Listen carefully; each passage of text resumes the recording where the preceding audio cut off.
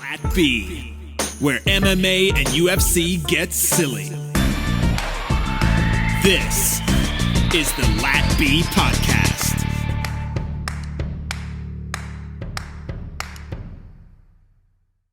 Welcome back. This is Lat B MMA Podcast, and I'm Emmanuel. And as always, with your hostess, with the mostest, Cheney, letting us know what we're going to get into today. First, we are going to recap UFC Rio Rancho and go through that whole weird wackiness of a card. We are going to fly through the Twitterverse and all of MMA gossip. And last but not least, I'm trying to give you guys a timeline. If you're trying, I'm just here for the breakdown. I want to fast forward. Maybe skip through to an hour. If you pay attention to this television, if you're a YouTube watcher, you'll see the fight on it that you want to see broken down. So I just have to say that ahead of time. But we will be getting into UFC Auckland. And I'm excited to be here. As am I. We're in the full swing of things. We're going to have fight cards for a while. They're not going to be as heavy as we've had them in a bit. But there's gems to pick out in all of these. But we'll get there. In March, we have Adesanya Yoel Romero pay-per-view. Oh, yeah. And then in April, we have... And this is how I know the world's going to end.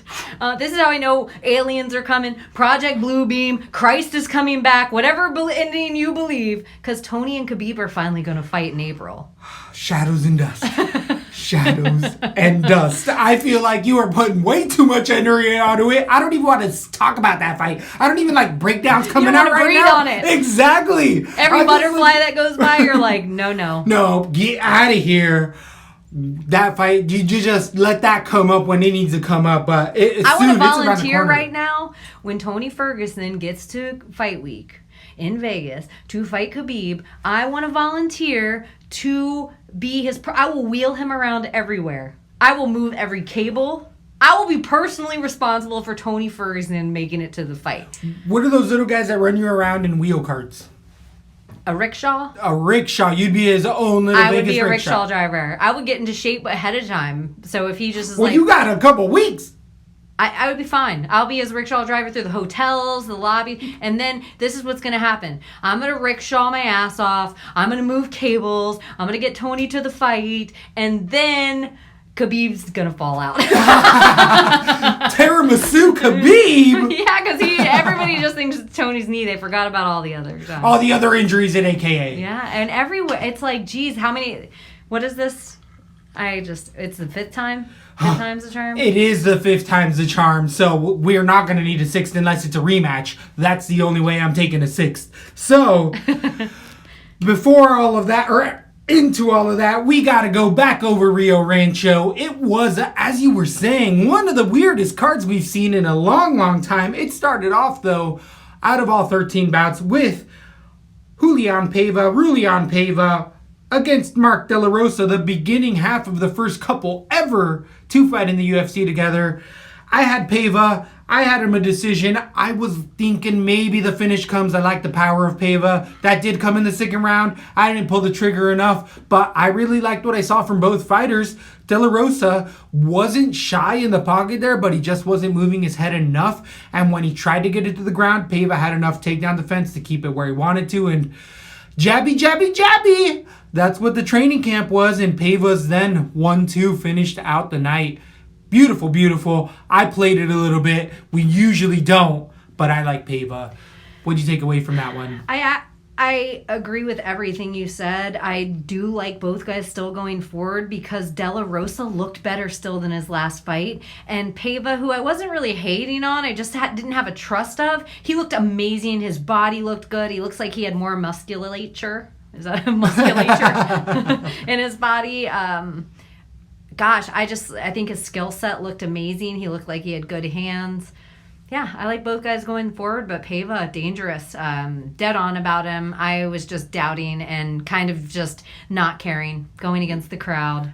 It's the first fight of the night. And I actually did put De La Rosa on one card, which I never do. But you went all De La Rosa, no De La Rosa. I went all De La Rosa. So. Evil Twin went no De La Rosa, and you were the smart one. You were Goldilocks. I ended up picking One De La Rosa. One De La Rosa, not the first one. Uno and it paid off. La Rosa. So that was definitely a fun one, though, to watch. Then we moved on to 135 pounds, where the short notice replacement, Shayna Young, came in against Macy Chiasson. I really liked what I saw from the, 125er there, featherweight. Against Chiasson, I actually thought that first short notice replacement on 10 days, she looked as good as she could have against the 1,000. Should have been a finish multiple times, and she was able to turn it into a decision. If anything, I think it looks worse on Chiasson, honestly. I actually had a finish. It's only because I didn't know about this girl. It's not because I'm still high on Macy. I see the holes in Macy's game, and I felt in the stand-up, you're right. I actually felt like your breakdown that you talked about going into this was pretty spot on. I think Shayna Young gave her a lot of problems.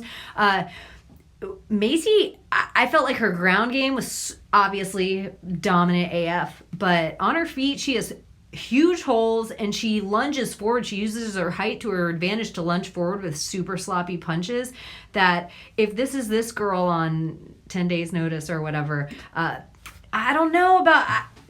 There's Macy needs a striking coach. There's just... what.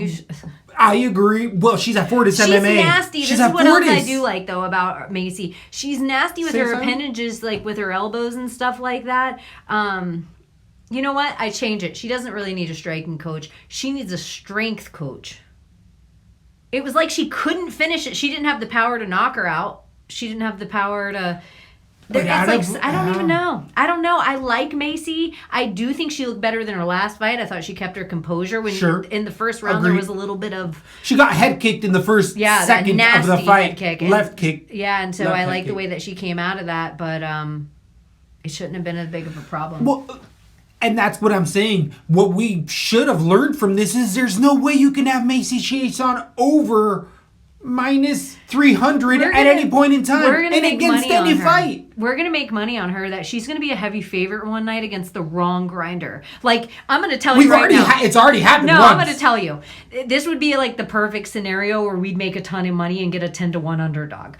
If Leslie Smith was still in the UFC and she fought Macy, everyone would have Macy except us, and we would slay. Because our girl would stay alive.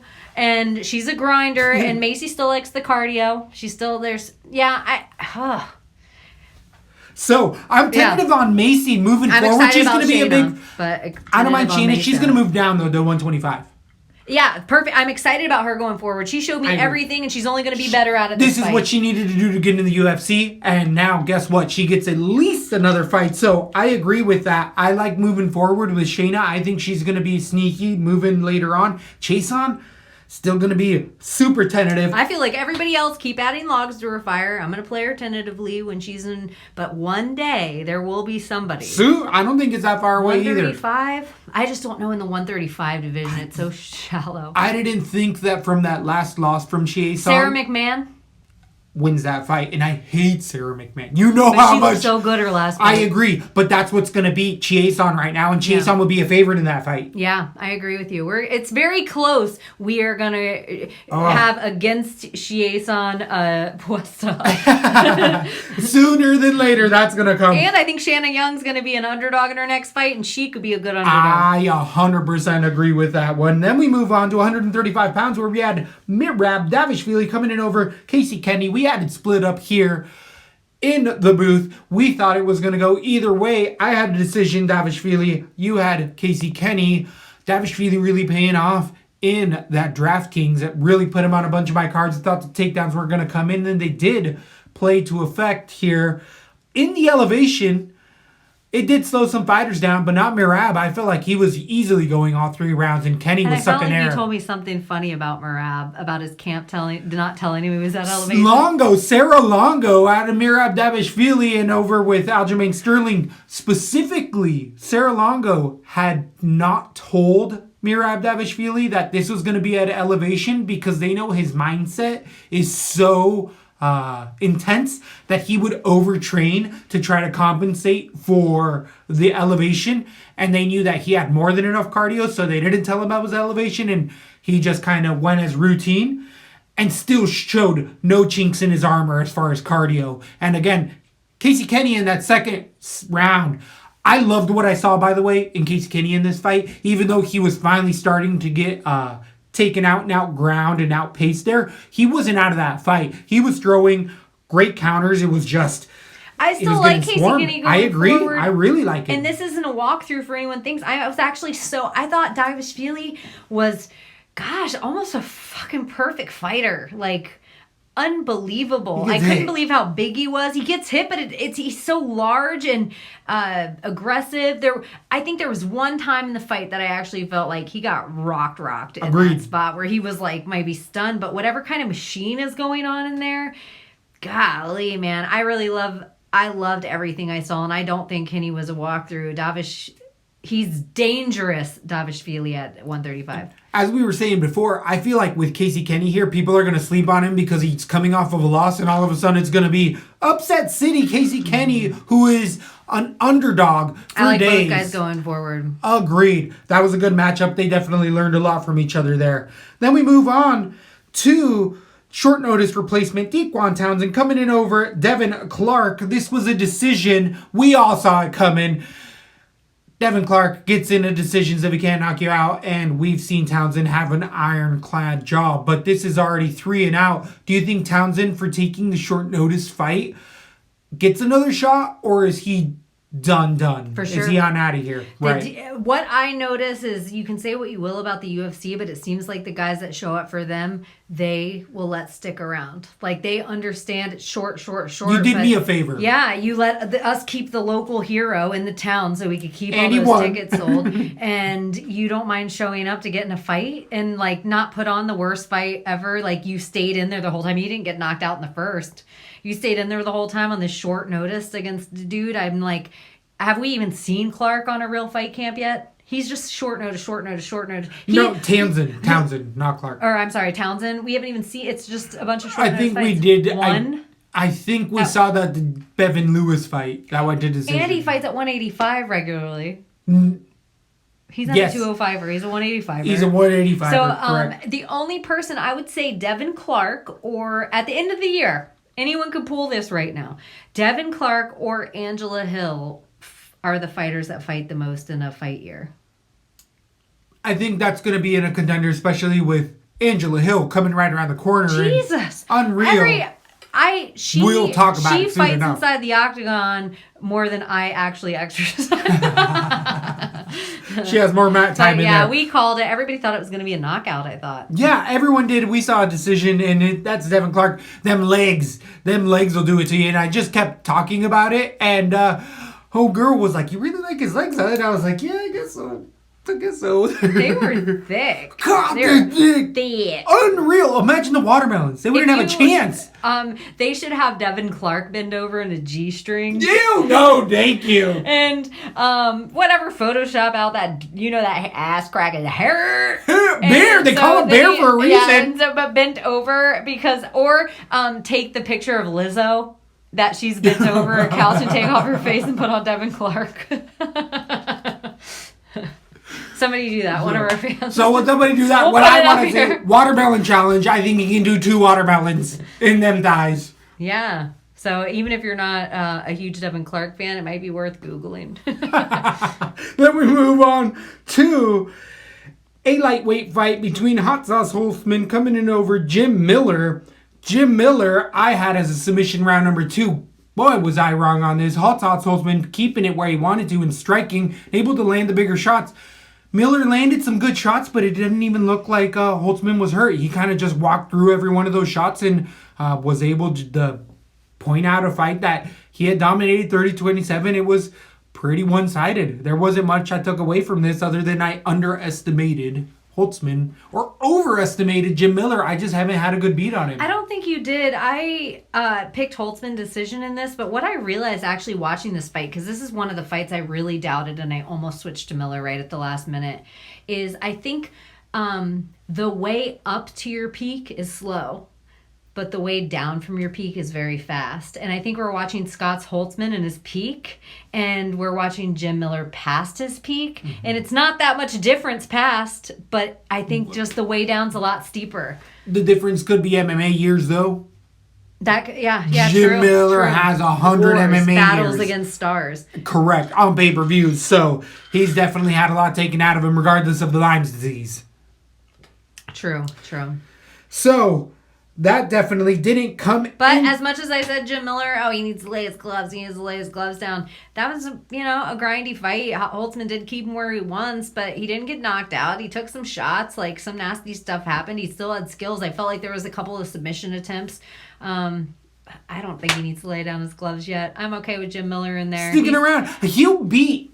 There's a lot of guys he'll beat.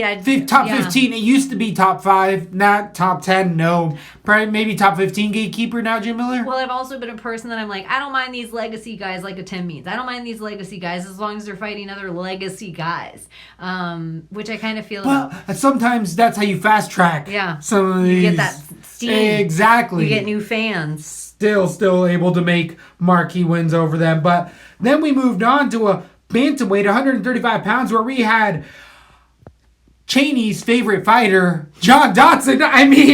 Nathaniel Wood coming in against John Dodson. This was a TKO round number 3, 16 seconds. Not Cheney's favorite fighter, not John Dodson, the Little Ninja Turtle. I had a decision in this.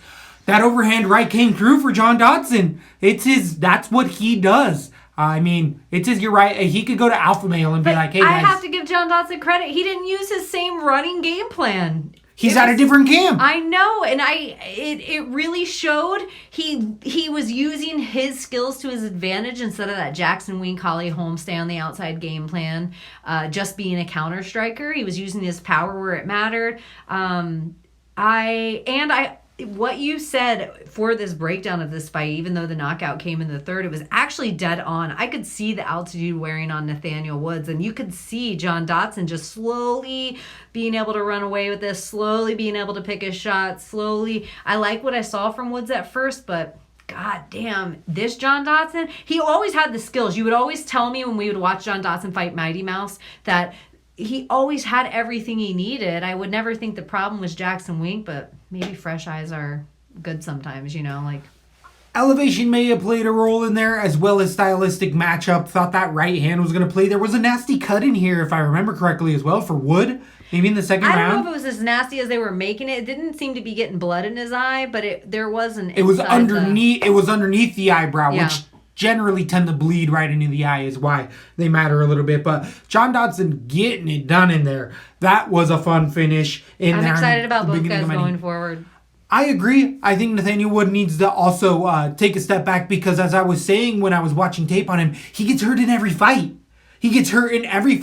And it's because he just has so much pressure. And it's like, all right, you can pressure. Now learn to pressure, back off, pressure again, back off. And that's the rhythm of the entire fight. So it's not, I know it's, even Davishvili, you were saying like he takes hits and stuff. Yeah, he does, but he wears them a little better than Woods does when he takes the same hits with that kind of forward pressure. He definitely leaves his head on the center line a little bit much for my liking, but he'll go back to the tape and definitely watch on that. I like both guys moving forward. Then we move on to a short notice replacement at 170 pounds where you have Daniel Rodriguez coming in against big favorite Tim Means. I was torn up about this. I talked my way out of it when I went back and listened and was like, I just don't think it's going to be like Nico Price, where Tim Means is better all the way around, but Rodriguez hits hard and he hasn't been finished. And at the bell in that first round, Tim Means was dropped. In a fight, he was essentially winning that first round, but again, that chin is just, the dirty bird has seen better days. That second round was just kind of like a wounded animal, I feel like, for Dirty Bird, just moving forward because that's his fighting style. But it was because he was so hurt, and it was like, dude, it's a matter of time. Don't stand in front of Rodriguez like that. And I like what I saw with Rodriguez, but he might be a little overhyped to comparatively where he came in on short notice and was just a benefactor of a long career for Tim Means. I disagree. Tim Means was a favorite for a reason, and I thought Daniel Rodriguez did really well in there as the guy on short notice. I just think Tim Means, his body looked like he didn't give a shit anymore. He's been in there. He's 100 years old MMA years as well. I understand, but even like Dan Hendo never gave it up. like for the body style that Tim Means usually wears, he just looked like he didn't give a shit. And I thought Rodriguez did well the whole time. I felt like he downloaded him as much time. Maybe Tim Means it looked like he was winning. I just felt like Rodriguez was downloading it, letting the nerves go. First fight in the UFC. Holy shit, I'm fighting Tim Means. Holy shit, I'm in the UFC. I can't believe how quick this happened. And he's like, oh yeah, fight. You're downloading the information, knockout. Or submission. It could have been a knockout. Could have been a knockout. It's what started it, but it was a submission guillotine choke. So I liked everything I saw from Rodriguez, and I felt like Tim Means shouldn't have been in the fight. Get on out of here, Tim Means. I agree. I don't feel the same about him for Jim Miller. Their fighting styles, Jim Miller's fighting styles to try to get you to the ground and submit you, like a Ryan Hall type Damian Maia. Not great striking. Jim Miller's striking is actually better than those other two guys I named. Where I actually feel like you can age into that in a way. Where if you're going to be the guy that gets him down, and still Damian Maia is older than Jim Miller. But Tim Means' fighting style, that don't work well with age. That don't work well. Sorry, that was long-winded. It is absolutely fine, but I agree. It is time to get on out of here, my friend Rodriguez. I wish you would have said, I agree. It was long-winded. Then we move on to Lando Venata coming in against Yancy Medeiros. Fight of the year contender. Proposed here at Lab B by myself. And boy, was it not. Really underwhelming fight. Both guys kind of pitter-pattered each other. Turned into a point fight. Lando Venata edged out that point fight. But I don't really like what I saw moving forward from either guy. I don't really feel like we need to go deep into it because it was just kind of a kickboxing match. And that was all. I'll still have my boy Venata. I feel like he fights up or down to his opponent, and I kind of am off the Yancy Medeiros bandwagon, and I don't see him winning a lot of fights going forward. I mean, you might be able to throw out some no-name guy that I don't know of right now that I'm like, oh, of course, Yancy could beat him. But as far as like being a contender guy, I don't think he's necessarily a BMF guy. I don't know. I'm kind of I'll stick with Landau for a little longer, but I'll bet against Yancy going forward. Ew. And I loved Yancy. He was one of my favorites. He was one of mine too, and I don't know if I necessarily care for either guy moving forward. I think they're both going to potentially they're not going to go anywhere. I don't think Landau showed so much in there that I'm like, oh, he's a contender in himself either. But maybe I'm a little upset because I lost. Shots. Yeah, I liked Venata. I thought Venata was actually going to get a finish in there, and there was a time that I thought he was gonna, but 3-round decision, I'm okay with. Definitely some good body shots in there. One-sided fight. Then we move on to 125 pounds, where we have the habitual weight misser Ray Borg coming in against Rodrigo Bertonen. We didn't talk about that. We're in the Fight Pick Championships. And that was for Lando Venata versus Yancy Medeiros. Yeah. So I got it wrong. I got a big fat 0. You ended up getting how many points in that one? You had a finish. For the newbies, obviously, this contest that we're going against the other top MMA and UFC podcasts, and some of them aren't. Some of them are just like a guy who watches men throw each other around the ring and their underwear. And then I think somebody else plays video games. And then I think I know one of the dudes likes Roxanne Modafferi. This is all factual. So yeah, it's this contest we're doing that I'm a little bitter about. Because I lost my 5 points this week, so I'm second place again! To the big pink wiener himself. Did I manifest it? I think I said last week, I don't care, I'll be in second place every week. As long as it's not against Alpha! That disgusting one himself, the one-eyed monster, Big Pinky, ended up getting it done with 55 points, a whole 55 points for the entire contest. So I got every fight of the main event right. I picked every fight correct, only 50 points. I don't even know. He got one right. He got 50. There's a fix. He's slinging that hot dog around. Yeah. I don't like it. It must be that. There was also, I believe, 3 contestants that didn't get their picks in. Did you end up seeing any of that controversial stuff there? King Buddy did not, and It was kind of controversial. It's 33 minutes late. For the people that are following it, if you want some little backstory on it, one of the other dudes, I didn't notice till the morning, and usually I'm the cunt that's like, time's up, I'm all Oprah Giffen, like, but I didn't even think about it, and so 12:33, especially for the dude running the whole contest, I probably would have let it go, especially because he's let other people go with having late cards before. And it just so happened that, like, the last card, he's like, no, you're late. To somebody who would have won that week, right? Correct. And then that person was like, nah, bitch, you late. Just keep it fair. But you know what? When I was looking at the whole score, I'm going to talk shit to you. Buddy's still beating you and he missed a week. And Ricky's beating you and he missed a week. What the fuck I know. happening? I need to step it up. I need to turn it around. I need to change my picks, and that is coming. I need to do some lack of research. Juice missed 2 this week. He didn't get his pick in. Correct. And Grampy back, I think, was the other one. Ah, shit. So and Juice is right in there. I feel like right now, if I'm looking back, like, because you and Buddy and Juice, you're like in this like little. Everybody, I'm like, is Clout9? I don't even think that chap's in. Yeah, Dunzo. So Grampy back. Steady as he blows. Like, at least he's turning his shit in on time. That would be a good for him. Yeah, he learned his lesson. I know. Done. And that's why I'm at least liking right now that Alpha has turned all his shit in on time. So when I beat him, he's not going to be like, well, the only reason you won, you were the only bitch that turned her shit in on time the whole time. That would be the only reason I win is because I'm the only one that gets all my stuff in. Definitely. And we have many times before and it's I'm all going said to and show you done. before we get to the main picks, if you're obviously staying around for our UFC Auckland breakdown, which is not too far from now, I'm actually going to show you what the MMA marks, which they're the guys that started this whole thing of the Fight Pick Championships, and they made a belt for this. Oh, so you're teasing. You're a little foreshadowing. So a little foreshadowing. If you stick around, I'll actually put the belt up on here that we're going to win at the end of the year. That it's going to be sitting right here. I'm picturing it.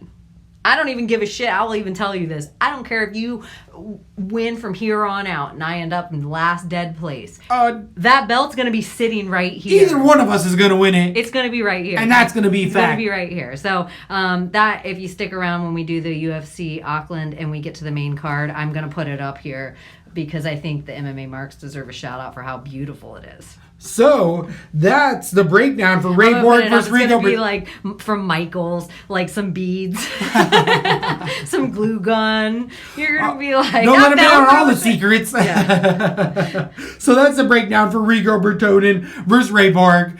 And, oh, yeah. It was a decision wrestling match for Ray Borg, who came in 2 pounds heavy. He didn't even try to attempt to cut the last 2 pounds when he weighed in a whole hour later after the weigh-ins. So Ray Borg officially said if he ever weighed in again overweight for any reason at all, he was gonna quit MMA forever. He ain't quitting, especially after a win.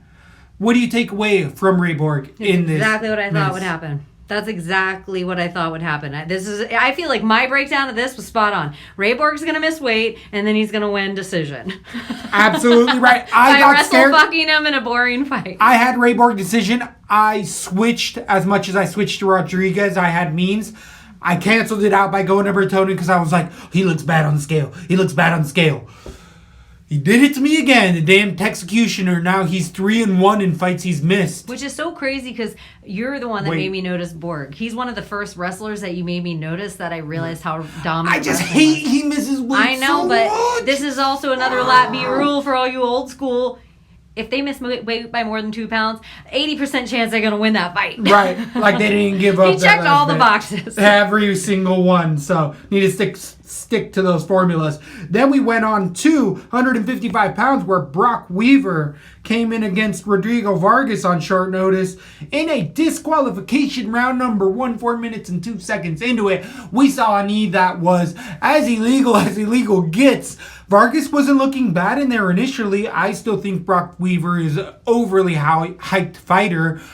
He definitely has more of a presence than actual fight skill in there. Not that he's not UFC caliber. He just shouldn't be as touted off as he has been. And again, a guy on short notice definitely put it to him in there. But that illegal knee, I mean, Brock Weaver came out and was like, hey, I didn't want to take that loss. I was ready to keep fighting. I thought he just caught me with a punch. I didn't know it was illegal. He was like, but Brock Weaver in the replay was lifted off of his butt onto the cage with a knee to the face. It's a downed opponent. Not legal in the UFC. So, unbelievable. Did you end up watching that amazing finish? Yeah, and now I'm talking shit about how I got 100%. But this one was a win, but the disqualifications don't count. So that's why. Now it just dawned on me, like, I feel like I'm missing points.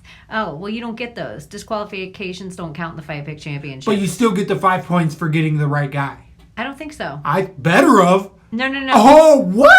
No, if you look at the rules of the Fight Pick Championship, disqualifications are 0 points. Oh, the rage. That's why I think you have 25 points. Oh, yeah, because you got one hot 25. Oh, it hurts. Yeah, so it hurts. We didn't even get the 5 for the lucky disqualification. Unbelievable. Rules need to be reprimanded. So this time, I call for an impeachment. It worked for me because it worked for me both times because of the shitty knees. God, unbelievable. So yeah, moving forward with either one of those guys. Completely wrong about Brock Weaver. You were totally right. Overhyped, and he will be one to look to let other people ride that hype train. You get off on whatever other train's coming through, because there aren't going to be too many people, in my opinion, watching that performance that he can beat.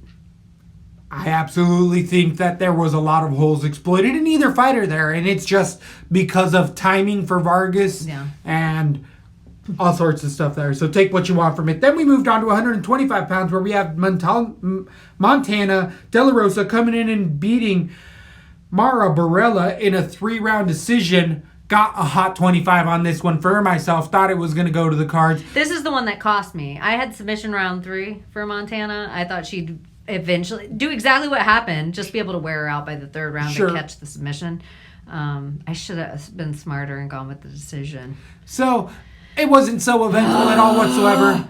Barella probably gets on out of here. I think this is 3 or 4 in a row for her. It is a light division, but again, her skills have just not developed at all. And I actually need to back off with De La Rosa again, I feel like, because not only did she look good, but just Barella was not... I can't take away from De La Rosa's grappling because it was good, but also Barella might not have ever been UFC caliber. De La Rosa can beat a couple people, but at the 125, I know Liz Carmouche just left. There's even if you take Roxanne Modafferi, even if you take, who did Angela Lee just fight? Not Ashley Cyphers. Evans Smith. Cyphers, Ashley Evans Smith, even. If you take Jessica Ai. Just those people I mentioned, Barella cannot go forward. I don't know what she's going to do. But those people for De La Rosa have her skill set with just more power behind it. She's just so long and lean. She lacks a little bit of strength, but I'm still excited about her. She would be somebody that needs strength training. She has a good skill set. It just lacks a little bit of power. So, I don't know. I still don't mind De La Rosa. De La Rosa. I'm just saying I need to... I've been overly hyped on her at times and made bad bets. So I'm just like, all right, she's doing good. She's doing what she needs to in there. But watching her husband be in the corner there did have me a little tentative during the entire fight. Like them kissing before she gets in the ring. And I'm like, you got iced a couple hours ago, dude. Like don't wash that off on her. Yeah, exactly. Keep that onto yourself. Keep that onto yourself. Kiss somebody else. But it worked out in there for her. Then we moved on to the co-main event where Diego Sanchez came in defeating Michel Pereira in a disqualification, a illegal knee in round number 3. Michel Pereira winning that fight handedly. Diego Sanchez, guru. I switched off with Diego Sanchez. I had a decision and I switched off because when I looked up that he had left Jackson Wink, and that's not a big deal. I don't care about that. But when I find out your head coach is a guru for movement, I just got to back off. I'm just like, oh, he's about to get finished. Oh, he's not doing what he needs to in there. Watched some of the footage of him training and the one punch or one poke techniques that the guru was showing. And I'm just like, Pereira TKO round number 1. So I switched this one as well. And I was going to win a decision for all intents and purposes. I mean, Michel Pereira walked away with this. Once the takedowns didn't come, Diego Sanchez had 0 striking in there. So if the disqualification didn't happen, you would have got a hot 5. Which I'm better than a hot 0. Than a cold 0. Everybody got a hot 0. I thought Diego Sanchez had showed some of his best ring IQ in there by saying, I can't see. If I say I can't fight, do I win? Okay, well, we can't tell you that. Can I ask my corner? No, you can't go to your corner. Well, I can't go on. That was out. In a fight, I was losing handedly. It was smart. He was losing handedly everywhere. But I agree. That veteranship came through there. And people that are doubting it and being like, oh, he's shown his wars. We know Diego Sanchez. He just got his ass beat for 13 minutes and kept his head about to say, what? He got a last win on his freaking UFC contract, I feel like, right there. And he edged it out like a fox. Diego at 155, it still beats a lot of guys, in my opinion. Okay. But 70's too much. Diego at 170. Well, Michel Pereira is a 185. But Michel Pereira, this fight, and I almost think Diego was the perfect person to go against to almost learn it inside the octagon during the UFC momentum and all the hype and everything. Best version of himself he's ever been in there. Calm, composed. Even though he was a little kooky at sometimes, he didn't do so much flash that he killed his cardio. Correct. At altitude. Yeah. So I actually really like Michel, even though this is just Diego and it was illegal and it'll still show up as an L. A lot of people won't remember that. He's going to be a hype train for a while, so it's not too much. But Diego, I don't know. I might pick him for the same reasons again, though, against another, if it's a smaller 170er and they have no cardio, Diego still wins fights. He took some shots in there from a big bone. True, and that cut was pretty gnarly. That cut on his head was bleeding directly into his eyes. So I don't, again, take anything from it. You cannot. I wish Anthony Smith would have freaking took that one as well. I think a lot of more fighters need to get gurus, is what I'm saying. Oh, well, you got Lat B up in the house. Yeah. We will be your guru if you need it. Just let us know. For Diego hanging out that crazy bitch. I will put you up, Diego, in Camp Lat B. Camp Lat B, Florida beaches, baby. You can stay in the studio. In Doubles. fact, Diego's on the cot over there right now. Doubles Airbnb.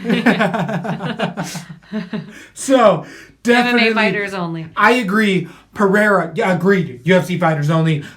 Pereira, though, in there, I like what I saw in there. Very composed and showed a lot more. All my hate that I had on him going into it, he corrected every mistake, and he's dangerous. He has a crazy skill. He's almost like a bigger version of Yair Rodriguez.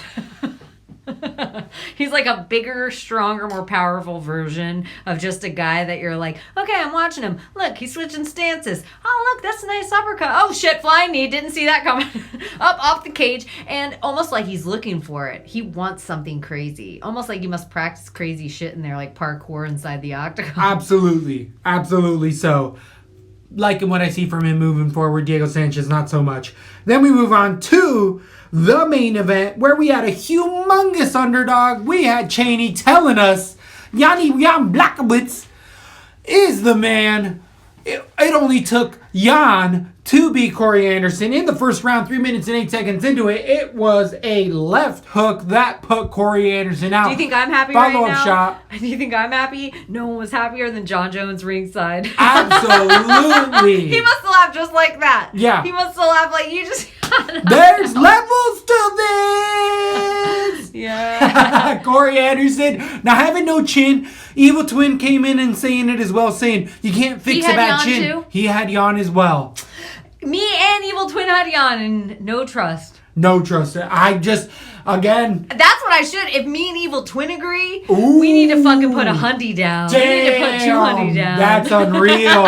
Doing me dirty. Well, it just doesn't happen all that often that me and him agree on a weird underdog. True. That doesn't happen True, at all. true, Usually true. I pick underdogs that are super silly, and he's more educated than I am about actual body on body fight styles.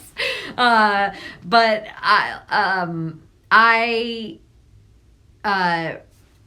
all my little weird things, and I have my hype trains that I stick with sometimes too long, or sometimes don't jump on soon enough. I know I'm weird with picks, so when me and him agree, it's because me and you can talk it out. Sure. Like, I don't know what He combo has already his own. So the fact that like 17% of people had Jan, It it was so little. So little. And me and him both had it. It was that knockout of Walker that ended up influencing, like, oh yeah, he's fine, his chin's better. He went in there against that monster and got it done. And that's exactly what I said. I'm like, everyone's over doubting this. And I even said to you right before the fight started, I really don't understand how anyone could have You said Corey it all. Anderson. You said it on the podcast. I know, but I like really was like, how could I can't even fathom 2-1 favorite. I was like, there is no way I can see Corey winning this fight anywhere. Jan's better on the ground. He got the first takedown in their first fight. He didn't have good cardio in the fight, but he blew his wad one of his first fights in the UFC, maybe his first.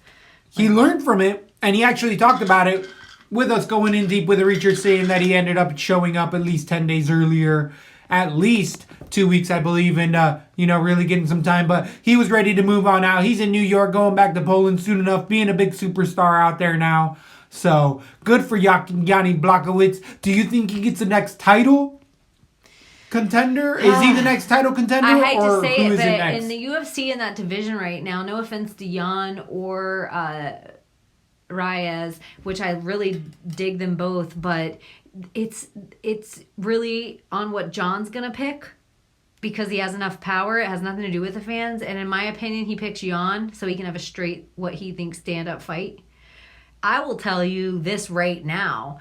The second most dangerous person for John Jones in the entire division has been Jan, and I feel like I've been saying it for fighters. Jan, when you were saying Dominic way back when, I was saying Jan. Correct. I think he's dangerous for John. He's better on a stand-up and in a way of like where people figure Tony Ferguson with Khabib.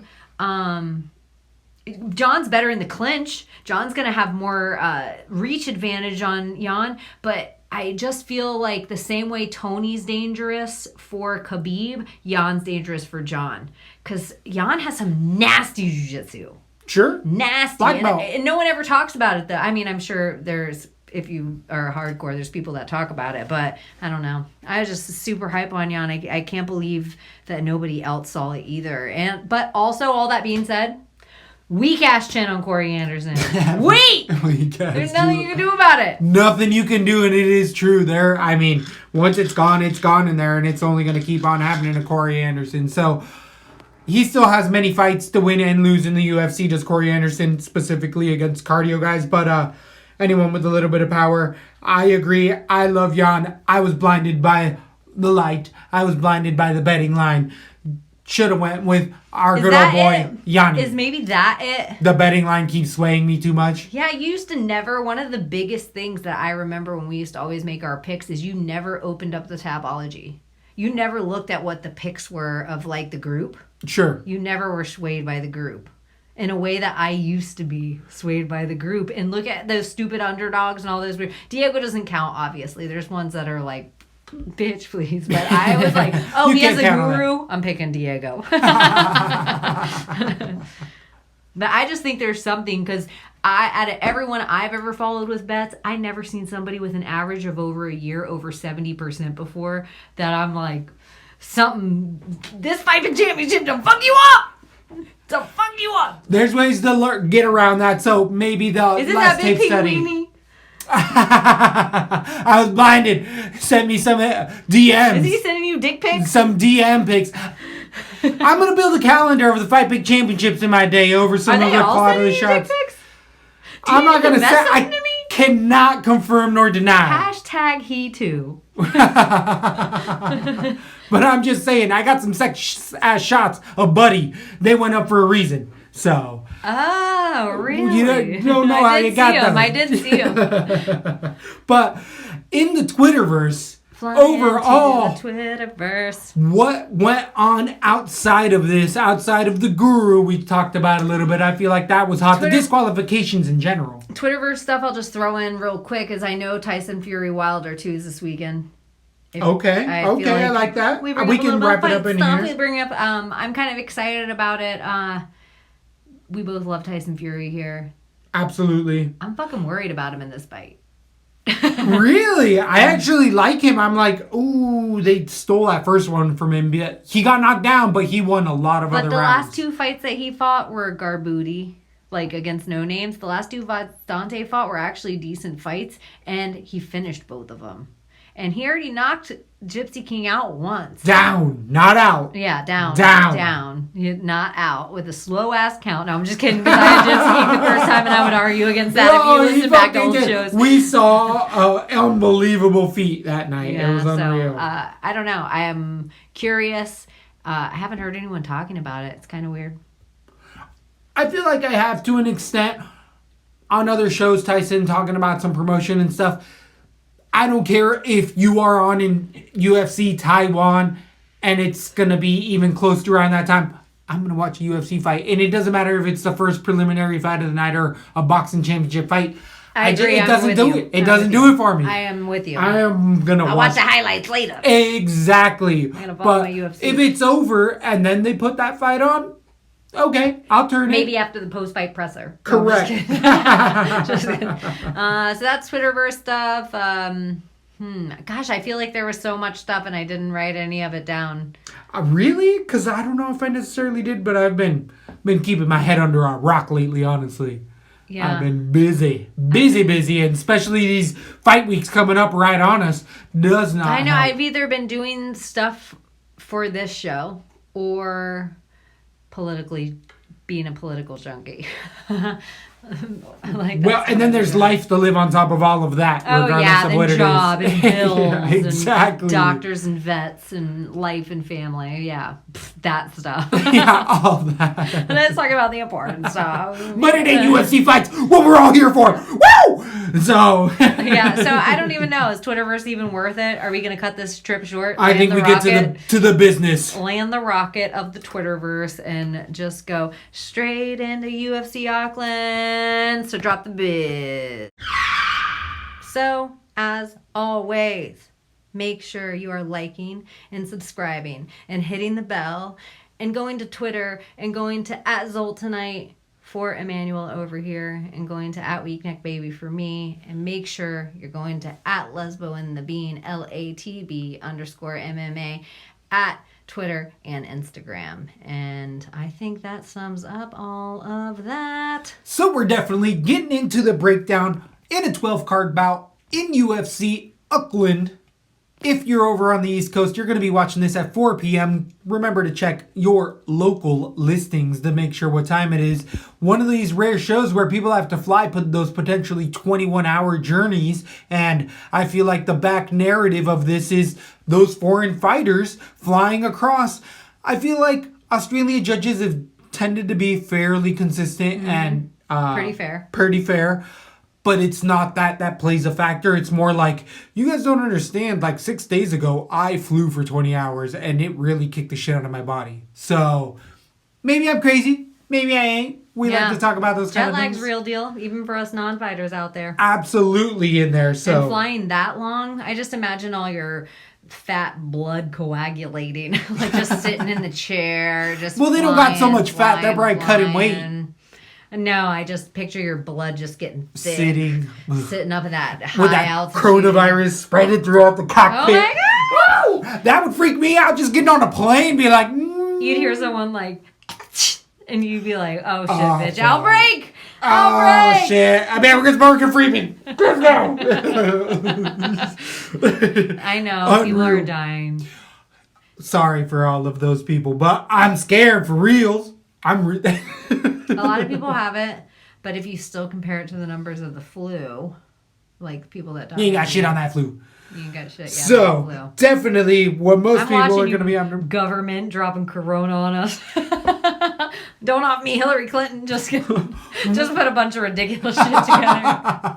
One that the UFC's dropping on us like it's hot is going to be at the starting of the entire night with Shayna Dotson coming in over Priscilla Cachoeira. Cachoeira coming in and going a 0-3 in the UFC, coming in at 8-3, losing to Shevchenko in a submission in a fight that was an absolute beating, then losing to Molly McCann in a decision, and as of late, losing to Carolina via decision. Priscilla Cachoeira is just a journeyman, but at the lowest levels and at the lowest, one of the smallest weight classes in the UFC. I mean, she leans forward, throws heavy punches, but doesn't have a good gas tank. Has to make that trip over from Brazil. So she's going to be coming in on like a 7 days, coming out of that Puerto Vida. But ground game, not so advanced. Against Shayna Dobson, she doesn't have to worry about that with the 3-3 fighter losing her 2 UFC fights in there. Dobson has a heavy overhand right. We just saw John Dodson land that. And Shayna Dobson has that type of overhand right for women in this division. She can sting. Has anyone ever ladies. seen them in the same place at the same time? That's a lie conspiracy. That's a good one to look into. But Dodson was... I wouldn't look too deep because in this picture right here, she looks like, I wish you would. I wish you would. Look. Like she's in the checkout line. Like, you better not worry about what I'm ordering over here. He's just like, I'm sorry, I was looking around. So Shayna Dodson in there, though, was in the tough house. I was going to say nice knockout against Wood. Losing to Lauren Mueller and Sabina Mazo, which isn't good either. This is such a low-level fight. I think it stays standing on the ground. I'm not really worried about either fighter, but I think Dodson just maybe lands the harder shots over the entire fight. Gave me Dobson decision. Big fat stay away. Flat B rule. It's going to be easy to stay on that rule for a reason. I don't see this touching any of my DraftKings. I'm going to stay so far away from this, and just because it's the first fight of the night, it's not going to matter to me in anywhere except my Tapology. Everyone knows I get this wrong 99.9% of the time, so I'm going with Cachoeira, and I'm going to go with decision. I actually think that her cardio is going to wear Dobson out eventually. Her fights have actually been harder. Like, she's been in the ring with Shevchenko. That's got to be more than all of Dobson's fights put together. So give me Priscilla Cachoeira. Decision. I love it because Dobson also has to make that flight because she is an American. So does the Brazilian. That's what I'm saying. I was saying that to the Brazilian. You hit her hard. And right, and I didn't say it. So they're both making a trek out there, which we usually see like Australia versus the world. So bringing in 2 foreigners, interesting, low-level fight. That's all we got to talk about that one. Then we move on, 270 pounds, where we have Micah Patillo coming in against Takashi Sato. Sato being the Japanese more local fighter because they do have a fight kickboxing region between them and Australia there. Japanese fighter being 15-3, losing his last fight via submission to Belal Muhammad in there, but that's much higher caliber than Patillo at this point in his career. Getting a win over Ben Saunders, which isn't that big in there, but Sato also having another loss in there, TKO, ground and pound. He is not going to blow you out of the water anywhere, but his striking is definitely his best attribute. A little bit of power in that right hand for Sato. Takedown defense is serviceable. He'll even shoot a takedown and stay on top. Not too much of a submission guy. Definitely likes to keep it striking, even has some head kick. Hurts at finishes in there. So Sato, serviceable against Patillo, who really had a big name off of that Contender Series, which I know you love to hate on. Patillo coming in against Callan Potter, being a humongous favorite. Last time they went to Australia, the Hawaiian native ended up landing a big goose egg after he couldn't get that finish in the first round, which he's known for on those regional scenes.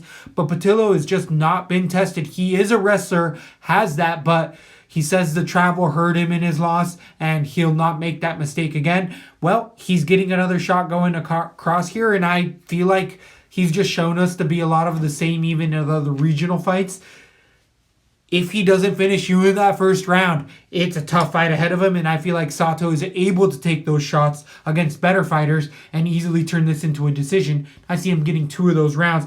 Give me Sato decision. I could even see myself liking the finish in that 3rd round just because Batillo gasses so hard in his fight that it is fairly atrocious when you go back and look at it. Even on the Contender Series fight, I remember being here at Latvia and being like, how did that guy get signed? Oh, Liam Della Sleaze is his manager. That's why. Because they have so much good ground with the UFC that this is just like... right there. I'm just saying. That's just... Maybe the hype was a little too much and the management played a role here. And that's why. Not all of them are going to be winners. Not all of them are going to be Khabibs. You got to have some losers on there. Give me Sato decision. Who do you have in this fight and why? I also have Sato decision. I'm giving Pitolo a little bit of credit here that I think maybe even because of the Abdelaziz management, he gets a little smarter. He tells them a couple of things, maybe a couple camps to go to, a couple people to train with, something. I'm looking for him to give Soto. Gosh, Soto's young. I thought Soto was like 38. He's 29 years old. I was going to say, I think this makes Pitolo better going forward, but I don't see him eking it out. That being said, I do think he's going to have enough heart to stay in there. And even though Sato has finished people by knockout before, it was at a different level, and I think both these guys are kind of at the same level. The Belal Muhammad, going in with him, that's a huge deal, but you got submitted, so I think these guys are kind of at the same level. I think it's going to be a better fight. If everyone calls Pitolo a wash, he might get in some good shots, but I too decision for Sato. Takashi Sato on DraftKings 8,300 as the slight favorite, minus 120 against Pitolo's 7,900, near even, minus 110 for Pitolo in there. Do you think you're going to play much of this one on DraftKings? Nada. I agree. I'm going to stay away from this one. I've been doing better on DraftKings since I play heavier the closer we go to the top. Definitely staying away from these early ones. Yeah, except maybe the next fight. Maybe because you know a lot about one fighter. They could be higher. They could be on a main card. At 115 pounds. Even Look Boonmi at 115. I think she's had a good little fight. She definitely has. Debuting in the UFC at 4-1, coming out of Tiger Muay Thai, is Look Boonmi, beating Jessica Abu in a split decision in there, where she had her shirt ripped off of her body in that fight, if you remember. I can't believe I don't. Corners did it in between there, but it was Abu essentially getting points taken away, or getting warned to get points taken away because she was grabbing the back of that. But the Muay Thai fighter, either way, here for Luke Boonmi, likes that clinch. She's a bit smaller. Definitely one of the smaller ladies at 115 pounds. Could definitely be an atom weight, but showed well against Abu in there, who is leaps and bounds lesser of a fighter than Angela Hill, who is a short notice replacement with about 2 weeks from her last fight, being Hannah Cyphers. Telling you, she is in there every other weekend. 3 weeks ago. Prior to that, she ended up beating she Arena needs a new Kurosali. title. I think we're going to claim it here before Juice does. I'm going to say it aloud, and then I have to go right on Twitter and do it. But Angela Hill deserves some sort of title. She's got to be fighting more in the UFC than anybody else right now. I think with this next fight, there's only a couple people up in there, and they're not doing so hot. She's coming off a 2-fight winning streak. But it's probably no surprise if I actually tuned into a different MMA show like Luke Thomas or Ariel, they would be like interviewing. She was just on Joe. She probably said, Joe, this is my 7th fight, so this makes me the most fight. It was a great interview. I didn't listen to it. Was it good? It was. I actually fast forward through some of the animal stuff, just because it's me and Joe and animals, and I'm like, all right, I'm done with this. There we go. The training stuff, definitely, she's coming into her own. The fact that she only started training in general for MMA at 24 years old, started at Muay Thai at 24, she is supposed to have the bigger disadvantage here as far as the Muay Thai striking's come. Luke Boonmi is a Muay Thai prodigy. She's Yeah, I definitely loved won everything I saw multiple from Look Boom Me her last time out. multiple championships. But this is an MMA fight, and this is where the distinct advantage here I feel like comes for Overkill Hill, and I'm really surprised that the odds are switched the other way. That's why I'm staring at it, and I was like, "Is this because?" All the Tapology community agrees with you and I. It's 76% Hill. We haven't even talked about it yet, but I'm going to pick Hill decision too. I'm giving Luke Boumi some respect, but you didn't even say. I got Angela Hill submission round number 2. Huh. That's because the bigger disadvantage is by far on the ground for Angela Hill. And recently she was talking about how it's all coming to fruition and they're getting it all together. And she's toned takedowns even in the ciphers and prior to that in the Kurolasi fight where she's like, oh wait, I do have takedowns and then my elbows are really good. And she's really fallen in love with her elbows. May not play into a factor as much, but as far as the fight experience, Angela Hill is a senior citizen when it comes to MMA fights. Literally, she's fought more since December than Luke Boumi has in her professional career. And I mean, Abu is not UFC caliber in my eyes whatsoever. Stand her. And I always say, fuck you, Abu. Every time. But you bet on that ass. Gotta bet on that ass. It is finest. But here... Angela Hill's sexier to me. I love me some Angela Hill as well. She's definitely Angela Hill got that ass. She be putting that booty all over Twitter. I see you, Angela Hill. You better put that away. So, Angela Hill definitely, I feel like, isn't going to be the better Muay Thai striker here. But on the takedowns, if she can get it down there, which Luke Boumi showed some okay takedown defense, she has the better sweeps does Luke Boumi, but I feel like on the ground, even off of her back, Angela Hill's the better grappler all the way around. So once she takes it there, if it's not in the first, I think it's in the second. I got an Angela Hill submission round number 2, as I'm saying. I see more avenues as the more well-rounded MMA fighter. Luke Boumi is a Muay Thai fighter. From Tiger Muay Thai, though. Everything that you're saying, and I love everything I'm seeing from Angela Hill. Last time she fought, I said I bet against her, and I said never again, man. Before I thought Angela Hill wasn't making a run, but she seemed to put everything together her last fight, where I'm like, oh, homegirl's for real, and she is getting better and better and better and better, and she's using this time inside the UFC real octagon, getting paid and treating it like sparring sessions, and making it look like relaxed like a sparring session, where she looks that much better than her opponents lately. We like Alliance. We love Dom's brain, Dominic Cruz. I like Luke Boumi. I'm not going to look past her. I like what you're saying about submission round 2, and I want to give all respect to Angela Hill. But since I gave her no respect last time, I'm at least going to give her a finish this time. I'm going to go with round 3. But I like what you're saying about the elbows. I think she can get on top with the better ground and pound. She can pull some Shevchenko, like, half-ass crucifix. You know, I agree. Just on top, she's just much better than even any of the tape going back and watching Luke Boumi. You know, sometimes certain fighters aren't the best anywhere, where if you pulled them out in the division, you'd be like, this fighter's the best wrestler, or this one's the best Muay Thai striker, or this one's the best. Mm-hmm. But Angela Hill is one of those people that every single skill just keeps getting a little better. Sure. A little better, a little better. Her IQ's a little better. Her cardio a little better. Her age, and this is where it was enlightening with Joe Rogan. Black don't crack!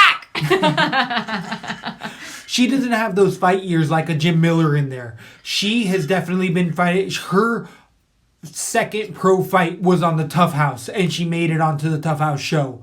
And then her MMA career has literally been in front of our eyes. And as of late, we've been seeing the definite evolution of Angela Hill, where she's starting to think about the game overall, where she had that because she got put back to the Invictus scene and then back to the UFC. Luke Boumi hasn't had that. She's only fought regionally and has definitely had a short notice replacement that is probably the worst case scenario, I feel like, for her, is a much more well-rounded. I feel like the takedowns play a big role. And then, as you're saying, crucifix. And don't you think also at 34, any of the other fighters, even if we go from the men's 125 on, and obviously the heavier they go, probably the more head trauma. I don't know. I'm not a doctor. But I imagine the 115, they're not taking the head trauma. They're not taking the amount of damage on their body as a lot of the other weight classes. And I'm not being a weightist. But if you were to pick any division in the UFC, the women's 115, you got to have the longest longevity. Maybe if there was a woman's heavyweight or 140. No, because We'll see. Maybe Andrade doesn't have. I just doesn't feel hold like claim you to still that. get that, where you get that brain rattle. And not that these girls aren't rattling each other's brains, but there's got to be an impact factor, pound per square inch or something. I don't know. Whatever. I don't care the case. Angela Hill, slaying, getting better every time. Yeah, I'm going to go KO round 3. On DraftKings, you're gonna end up paying $8,900 for Angela Hill against Look Boom Knees, $7,300. So definitely, I'm gonna look into these actual live lines and see what's happening here, because there's no way, there's no way that makes any sort of sense whatsoever. The topology showing that it's what is that, a plus 180 Angela Hill, and that fight is that actually would have been like, oh well, that's an easy pick. Underdog. So the actual the betting Hill line, underdog pick of the week. minus 200 Angela Hill, the big favorite here against Luke Boomies, plus They had him backward right at the time. 170 as the line stays right now. So I see it 8,900 on DraftKings for Angela Hill, 7-3 as we were saying. I'm going to play Angela here in spots because I see the finish potentially happen for here. But it's going to be in that 20% low own, maybe even 10%, just because it is WMMA and it's tend to go to decisions a lot of time. And if those takedowns don't come, it's a decision fight. I don't necessarily see the finish. Angela Hill, she has a different mindset lately. Out of both fighters, the finisher is Angela Hill. Let's get off this fight. Then we move on. We spent so much time on Angela Hill. Then we move on to 125 pounds, where Kai Kara France comes in against Tyson Nam. Tyson Nam being 18-10-1, losing his last fight to Sergio Pettis decision 4 months ago. Prior to that, coming off a 2-fight winning streak off of the regional scene. Tyson Nam being a striker, fundamentally got some alright wrestling, some good ground game, some good American wrestling somewhat in there, coming out of Portland, Oregon. Good right hand on him. His chin gets a little stung. He leaves his head on a center line a bit, but he can go to decision against high-level professionals in there. Sergio Pettis, even though he got cut, I still think was a top contender as far as top 15, if not top 10 in the division. So that was pretty much out of nowhere. But out of the sports labs, they have good game plans. And we've seen some cracks in Kai Kara France's game plan. I was just going to say, I have to give you credit here. I feel like you got Kai Kara France's number. Thank you. I bet you if you looked up your win-lose record on him, I bet it's 100%. And that's a lot to say for me to say a fighter. I bet you got 100% on it. I feel like just looking back, and I have the worst memory. Oh, I'm 3-1 on Kai Kara France. It's pretty not bad, but from what I remembered, I'm like, dude, I feel like you got this guy's number. So I'm just gonna listen to what you have to say on it. I obviously have Kai Kara France right now, but I'm gonna, whatever you pick in this, that's what I'm gonna go with. So unfortunately for who is it? Tyson Nam here. We see Kai Kara France having the better wrestling slightly, actually being able to take it down. Nam doesn't hit with enough power to be able to change it. The local crowd has played before, I feel like, for Kai Kara France against Pava. I don't see Nam being the type of striker of a Pava here. So I am with you.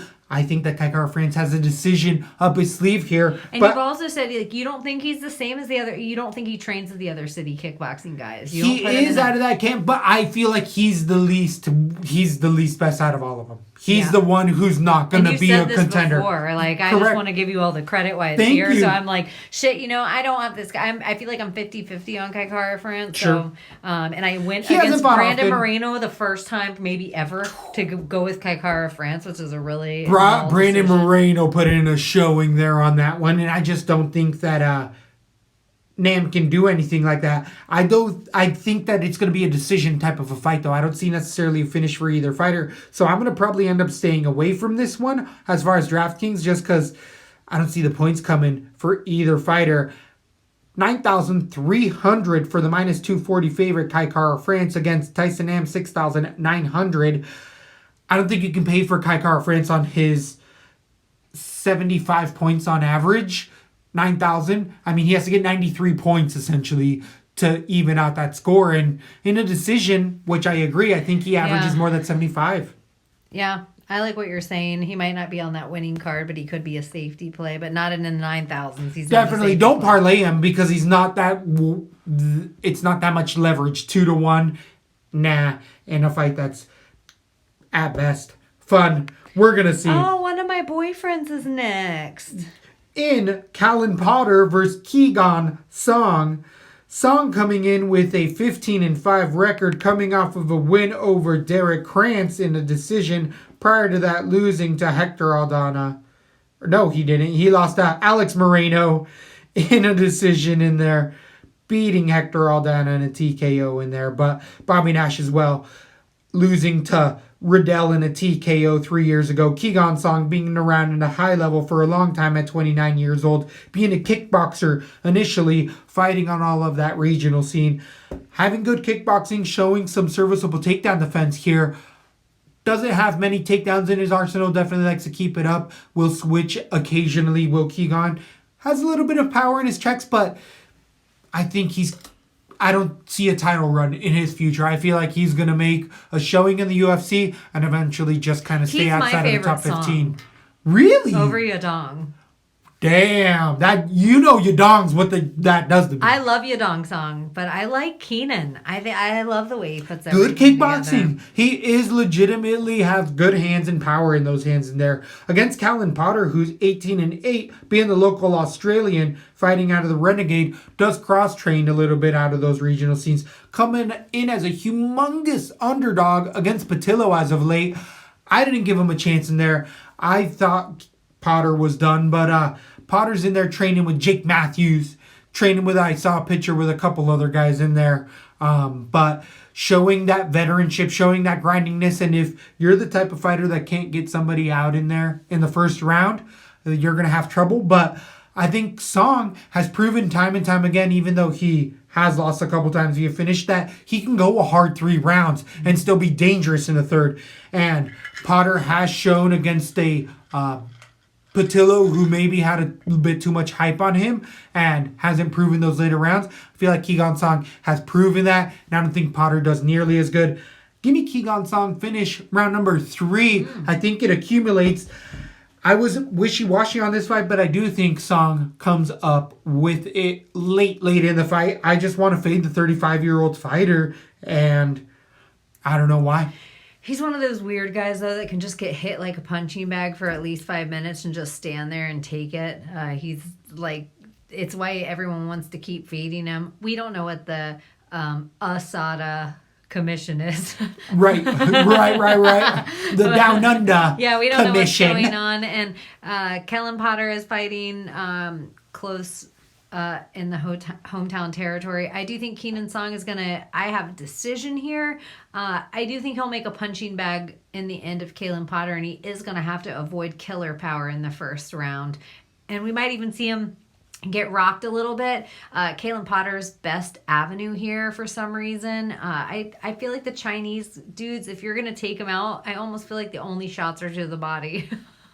You can't even hit them in the head anymore. They just keep coming forward. It's like you have to take, I shouldn't even say like a globally, hey China. I was about to say. We got you in the body. I call it the Wuhan shot. I call it Too the soon? Corona Too stomach. soon? Yeah. Too soon. Sorry. I know. This is too much that we've got. But he's out of Tiger Muay Thai. So that is legitimate competition he's training with, having also a couple of fighters. Yeah, I got Song decision, but I'm giving Potter more respect than most. He just seems like he fought on the bottom of the Titanic. Dirty vet in there.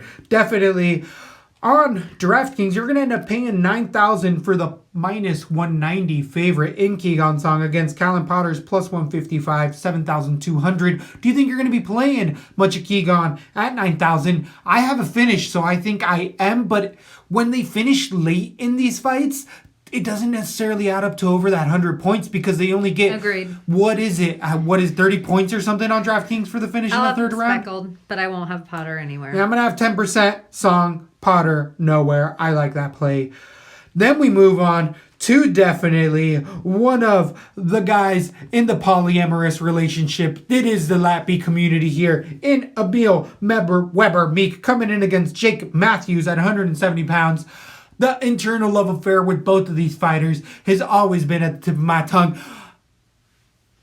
Judgment aside, hip shaving aside, Jake Matthews is a judoka in there at 15 and 4. You said Dave Matthews. Jake Matthews. But it was like a mix. It was like a Jave. So in there, Jake Matthews coming off of a win. You got chumbone, you got chum. He should walk into that. He should walk into that. That would be dope. The Celtic Kid in there is definitely come off of a showing to Auckland in a decision that should have been a finish. What would you say? I was trying to think, do I even know any other Dave Matthews songs?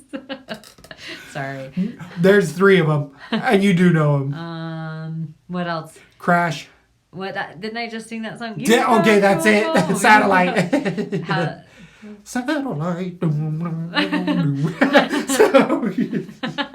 I know they're all like one word you can remember. Yeah, whatever the name of the song is. But I know I can remember. I think there's one called Crush that I like more than Yes, Crash. yes. But I can't remember a word of it to mock it right now. What would you say? But I picture, like, if I stood up and did a dance about it right now, like, I picture his heels going together. Go, Jake Matthews, go! I agree with that. He should go. So what we've seen with Jake Matthews, moved up for 155. Good judoka, all right striking, has a good right hand on him. Will switch. Jake Matthews shit. I'm going to tell you right now. Please do not. Please do not. Not a favorite band of ours. So. It seemed like we were, yeah, obviously. He probably has like 700 songs and we named 3. The ones that do love him, they love him. 2.5. Yeah, exactly. So Jake Matthews has got a little bit of that quit in him, though. He has quit in fight. I pictured a Dave Matthews concert later on and someone's like, hip shaver! USADA, you're fighting your Australia for a reason. Sorry, go on. So back to it. He definitely has some fought the better level competition in here, but on the ground has is exploited by Kevin Lee, who was essentially dropped on his face, and then it was a submission by Kevin Lee. It was really a throw that hurt him in there, but Jake Matthews is a front runner. If he doesn't get you out of there or at least get a comfortable lead, he crumbles in those third rounds. And his age still being 25, he's a veteran in the UFC. Fought much more, especially than Weber Meek Valhalla at 9 and 4, losing his last 2 in the UFC to Kamaru Usman and Bartosz Fabinski in a controversial decision. Weber Meek likes to get into the ground. It's been a while since we've seen. It has. He's had multiple injuries. I feel like he also sings in a metal band, which we always talk about in there. But I do feel like he's been training in the States. I don't feel like it's right, the MMA Terhelium, wherever he's at there. He's been over here, I feel like, over in the, what is that? Like Missouri, Illinois type of scene. He's over there getting his ground game much better. Striking is absolutely abysmal. Definitely needs to get it to the ground in order to win. And what we've seen is if you can keep it striking with Meek, you definitely have a shot at winning a decision in here. He's got a solid chin on him, but his striking just is very looping and telling. He has tells. He doesn't set it up well. And if he can't get those takedowns, Meek is usually in a bad spot. Oh, yeah, and I feel like he has bad takedown defense. Absolutely. That's so weird to say. It's set up for Jake Matthews here, who really thrives in both of those positions, and especially when he's on top, I feel like he can have a comfortable lead and just ride out a heavy decision. If he couldn't knock out Askren or get Askren out of there, I don't think he can get Meek out of there, but I do have a decision going his way, 30-27. That's all I got for that one. I was, as you were speaking, I was like, check. I totally agree. I got Matthew's decision as well. Mm-hmm. And we were talking about the Kahara France, and I'm looking at the other Australian fighters, and we think the matchmaking's getting smarter, and we talk about setup fights, and Caitlin Potter, Yadong Song, that's going to be a slayer. China's right there. New Zealand's right there. You know, we see a lot of people from all over that are the area that are going to be fighting on the card, and we all know Kalen Potter is going to lose that fight. So to quell the audience down, Jake Matthews. He's gonna crash into me.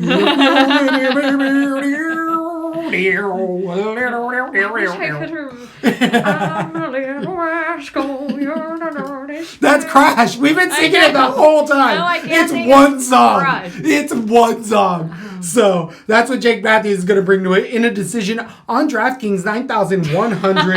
I almost sang a Blues Traveler song. I was like, "Oh, go." But I almost did it in like Dave Matthews tone. Yeah, I really cannot even like rack my brain. So I'm gonna make a confession. Lappy confession. I've seen Dave Matthews in concert. that's not a bad thing. And no. And I felt like he probably played for 3 hours. And I felt like I knew most of the songs, at least the first half of them. And then he went off into some jam. No, that was one song that he played for 15 minutes. That was because that of his wasn't even J-Man Dave shit. Matthews. That was Fish. Never mind. So, 9,100 for the minus 235 favorite. Jake Matthews against Meeks, plus 185, 7,100. Do you play either fighter here? Because we have a decision for the average 64 points for Matthews. We both see a decision.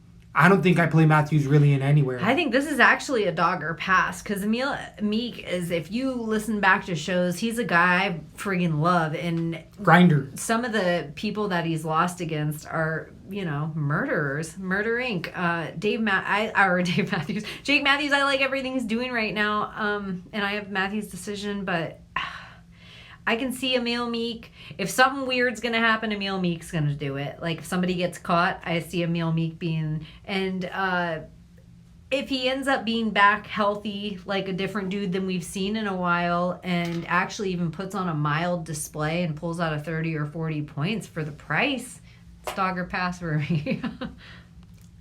So average 30 points, 31 points for Meek. Yeah, and he's on the lose. Like, I think He's won- 7-1, yeah. 7,100. That's definitely going to be one of the cheaper guys. I haven't been picking too many of them, so I'm going to need some. I don't think I'm Might be going to like if there was a desperate pick and you needed someone to fill it and you were looking at the bottom rung guys and they were all guys you thought were going to lose, I would say if you were going to pick a good loser, go with Emil Meek. Right. If there's a guy who gets a Band-Aid choke, it's Emil Meek.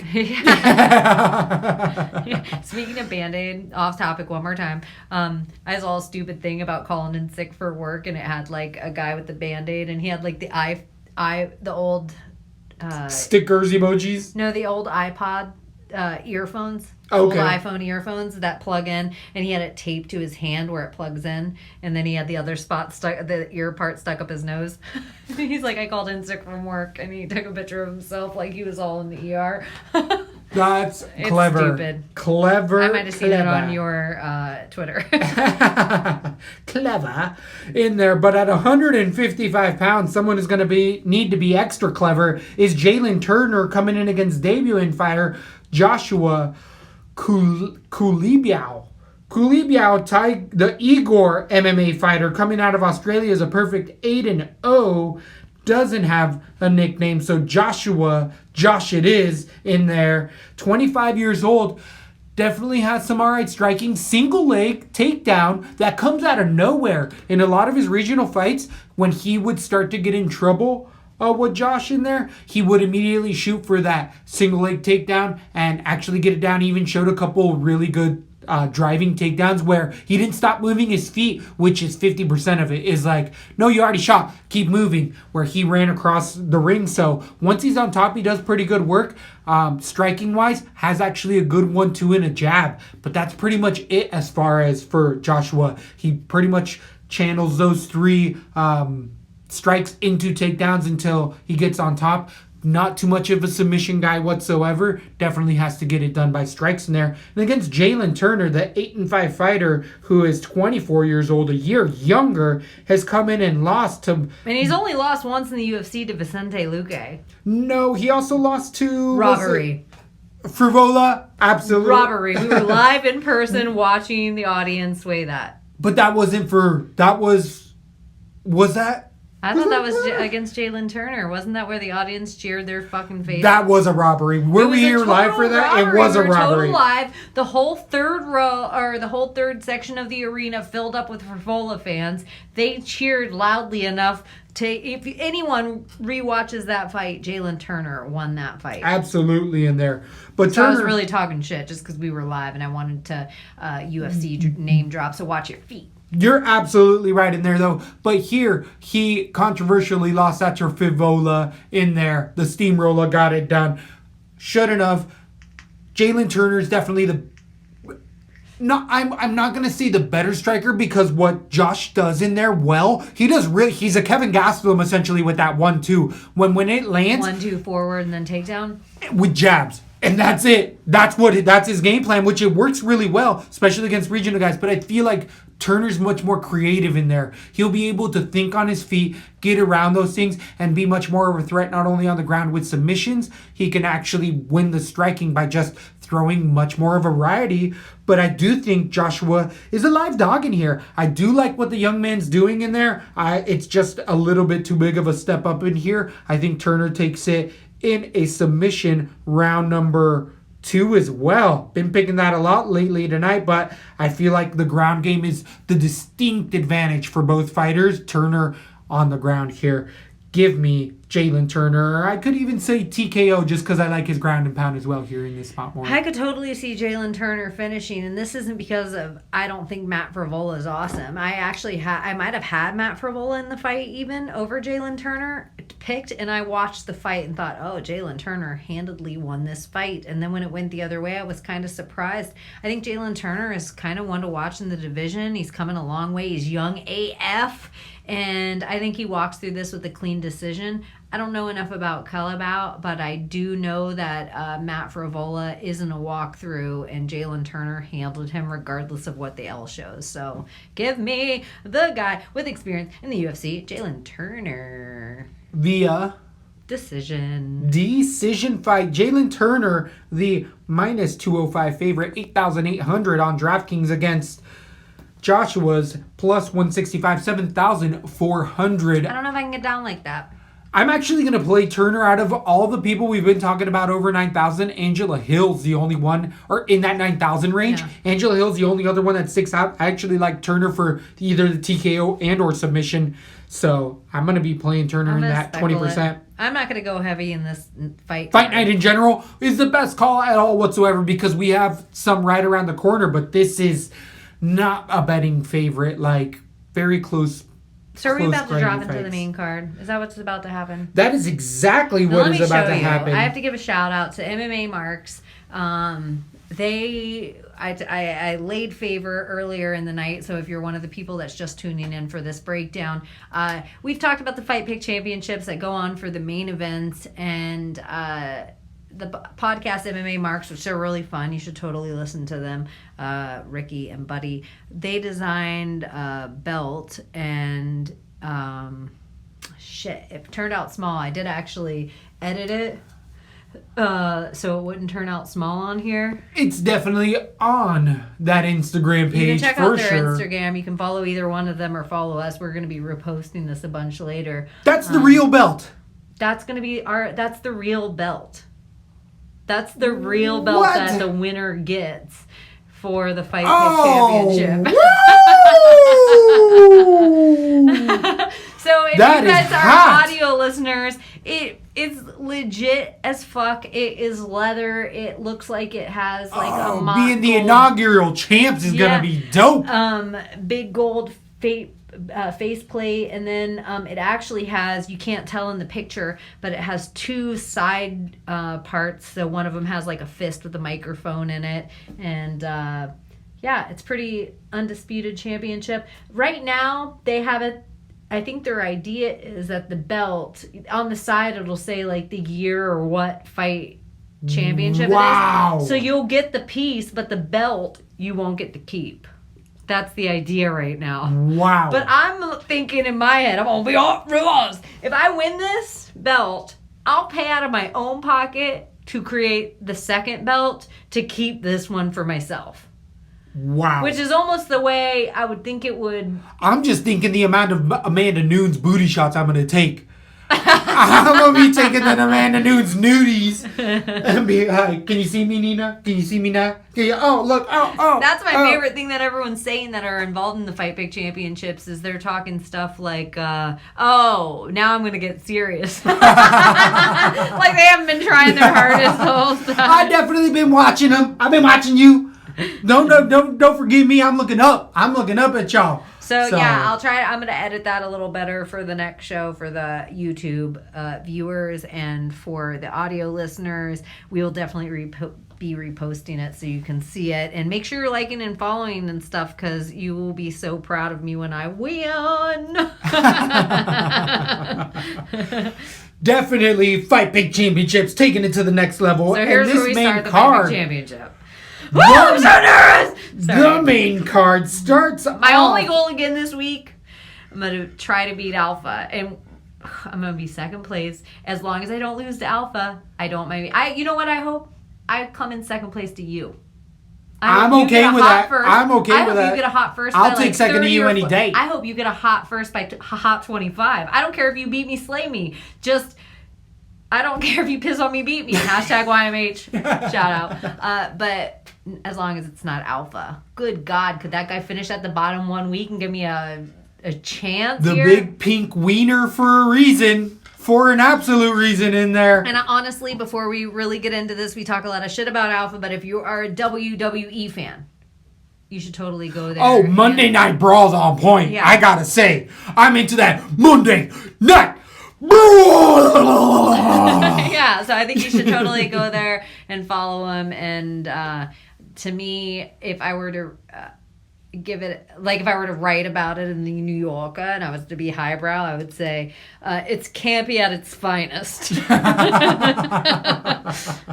So, starting off the main card, here at 145 pounds, we have Zabira Taitsugov coming in against Tukugov, coming in against Kevin Aguilar in here. The American making that big trip, 17-2, last losing to Dan Dynamite Ige in a decision in a fight that we're telling you, you're sleeping on Ige, telling you, so it doesn't look nearly as bad, but he did get picked apart against Ige in that fight, and it just is a testament to Kevin Aguilar's career. At 31 years old, he is a brawler out of Texas who brings the fight to you, but definitely is...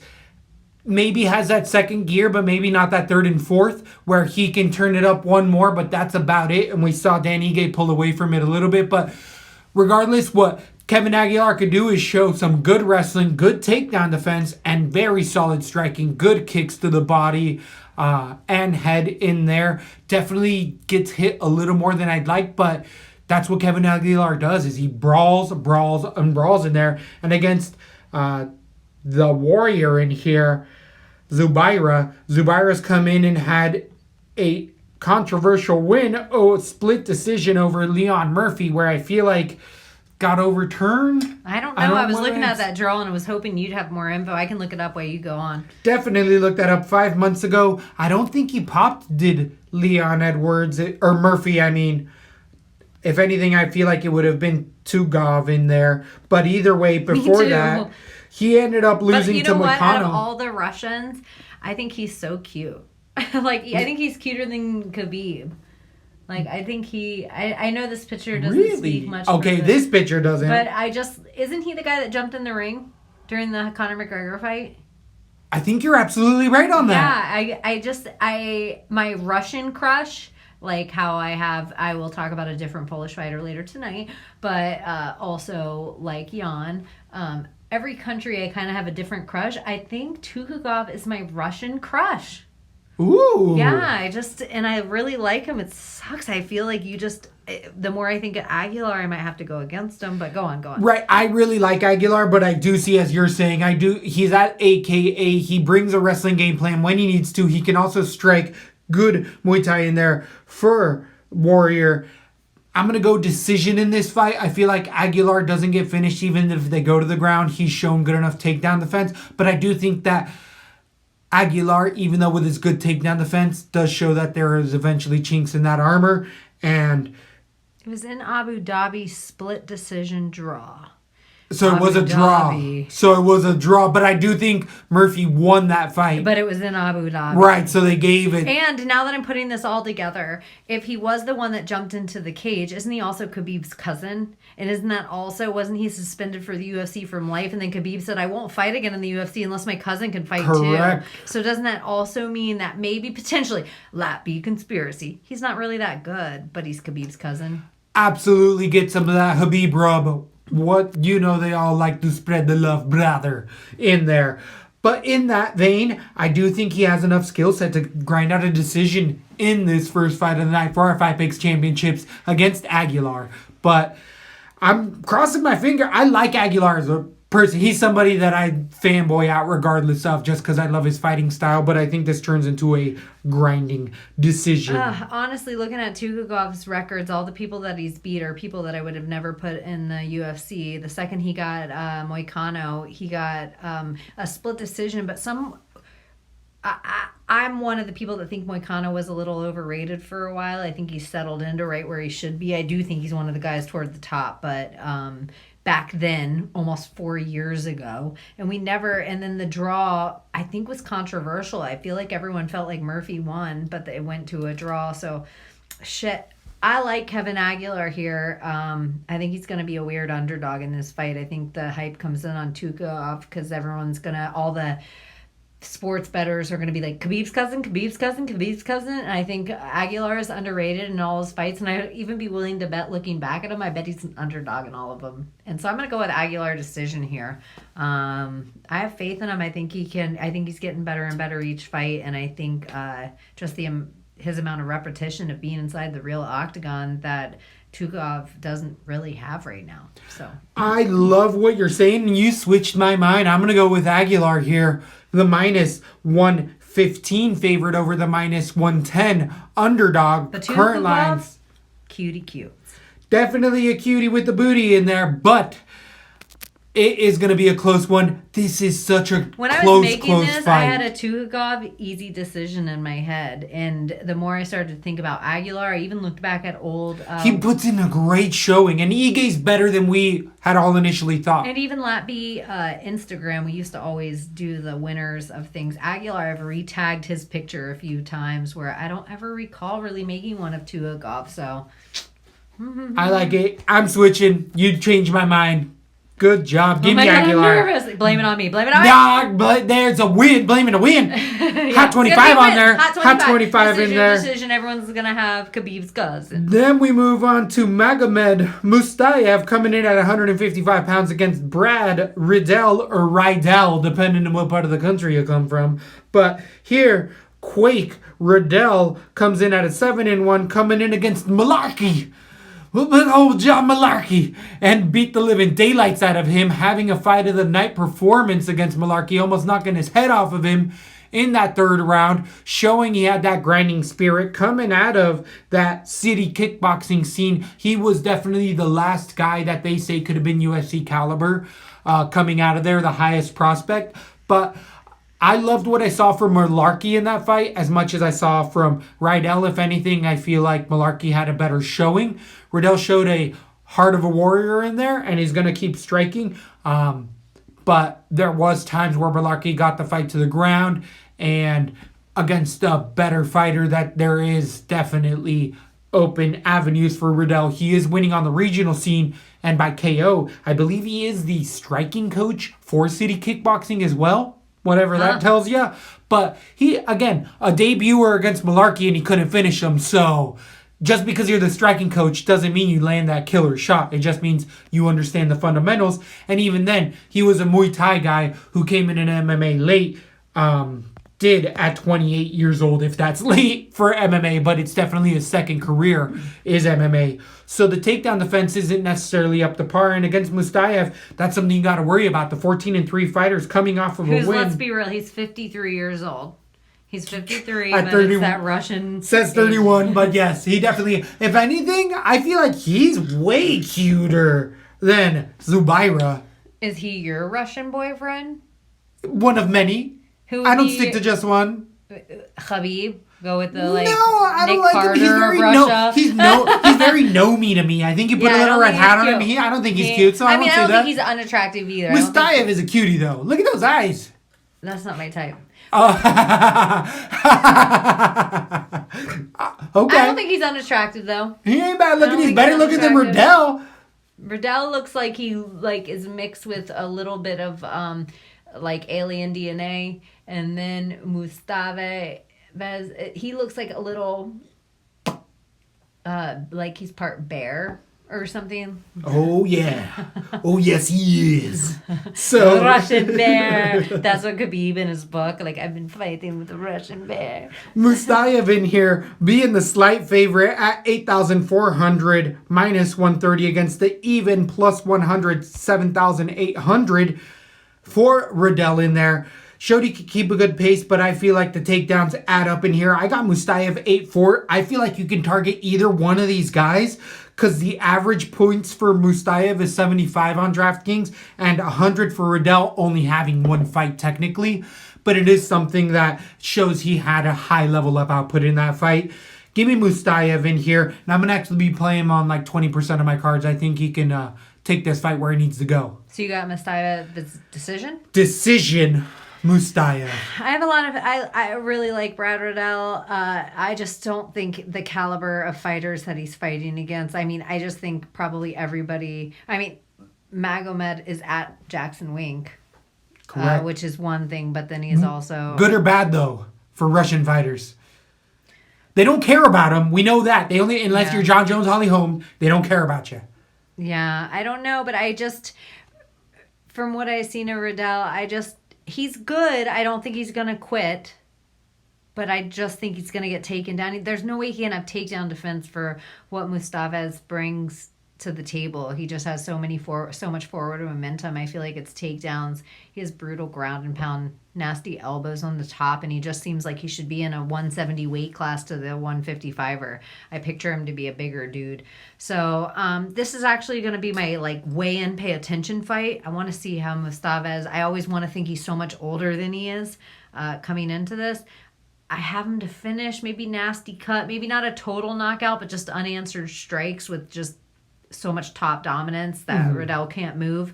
I'm going to go with KO round 2 right now. I almost want to give Riddell enough credit to move it to round 3. But he just doesn't have the experience in there. And even that 100 points, I'm like, who's Malarkey? A debuter as well. Yeah, so you got to take that with a grain of salt for sure. For sure. So are you going to be playing which fighter on DraftKings if you play either one for 8-4 for Mustaev again? You know what? This is a weird one. Even though I have it being a knockout and I have it round 2 right now, I could see my guys I could see myself putting each guy on one card apiece. I'm only going to play like 4 or 5 cards tonight, or going into this fight night, and I could. Russians don't get knocked out though. A punch, you could sneaky knock them out, and then they're just on their feet, and then you hit them again, and they're awake, and now they're not going to get knocked out again. I just don't picture it a lot. So, yeah, never mind. I take it back. Even talking, I'll put Mustafa's on half my cards. Wow. A third of my cards. Okay, wow. I was going to say 50%. That is woo, but I like what you're saying here. I was think going to go play an all city, no city card, but I think I will. I'll play one all city card where I just do city kickboxing dudes. Okay, that makes sense. Except for Potter.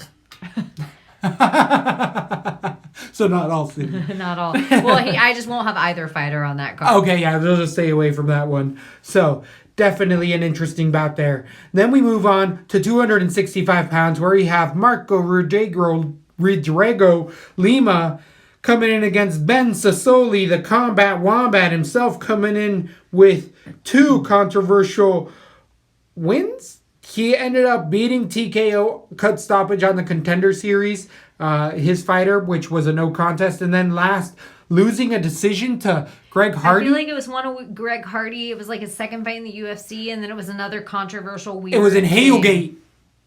Hailgate. Was that one? Yeah, that was exactly it. They called it after the fight, after the decision. They said he used a substance during the fight that was not. And then right after that, it was a no contest. That old tall rubber. And then Volkov. Yes. Greg Hardy did. Correct. So the Combat Wombat being a huge underdog in that fight, the fact that he didn't get finished, I think is a testament to his chin. And that's really the only shot that Lima has in this fight. He's proven time and time again that he doesn't have a gas tank at 16-6-1. He's bounced around from 205, realized he wasn't fast enough, went up to heavyweight, and has been able to keep a little bit of a win streak going. But it's just Muay Thai that we see. An alright clinch. Not too much of a ground game from De Lima, but definitely one round, and that's about it. Where Sasoli, I feel like he's a punching bag, but in a good way, where he's young enough in his career at 30, even though it's 34 for De Lima. Sasoli just moves with the punches a lot better. I feel like De Lima actually blows his wad in the first round, and Sasoli comes on hard in the second too. And I got this into a grimy, disgusting, dirty type of a decision. I could even see a finish later on for Sasoli, but it's not going to be a one-hitter quitter from Sasoli. It's going to be kill you by 1,000 cuts. De Lima's so gassed, and all of a sudden Sasoli's like, oh, I'm in half side control. I can just keep throwing rapid punches. But I got Sasoli, Combat Wombat, as the underdog here in a decision. Give me the decision here. Who do you have in this fight and why? Marcos Rodrigo de Lima. Get out of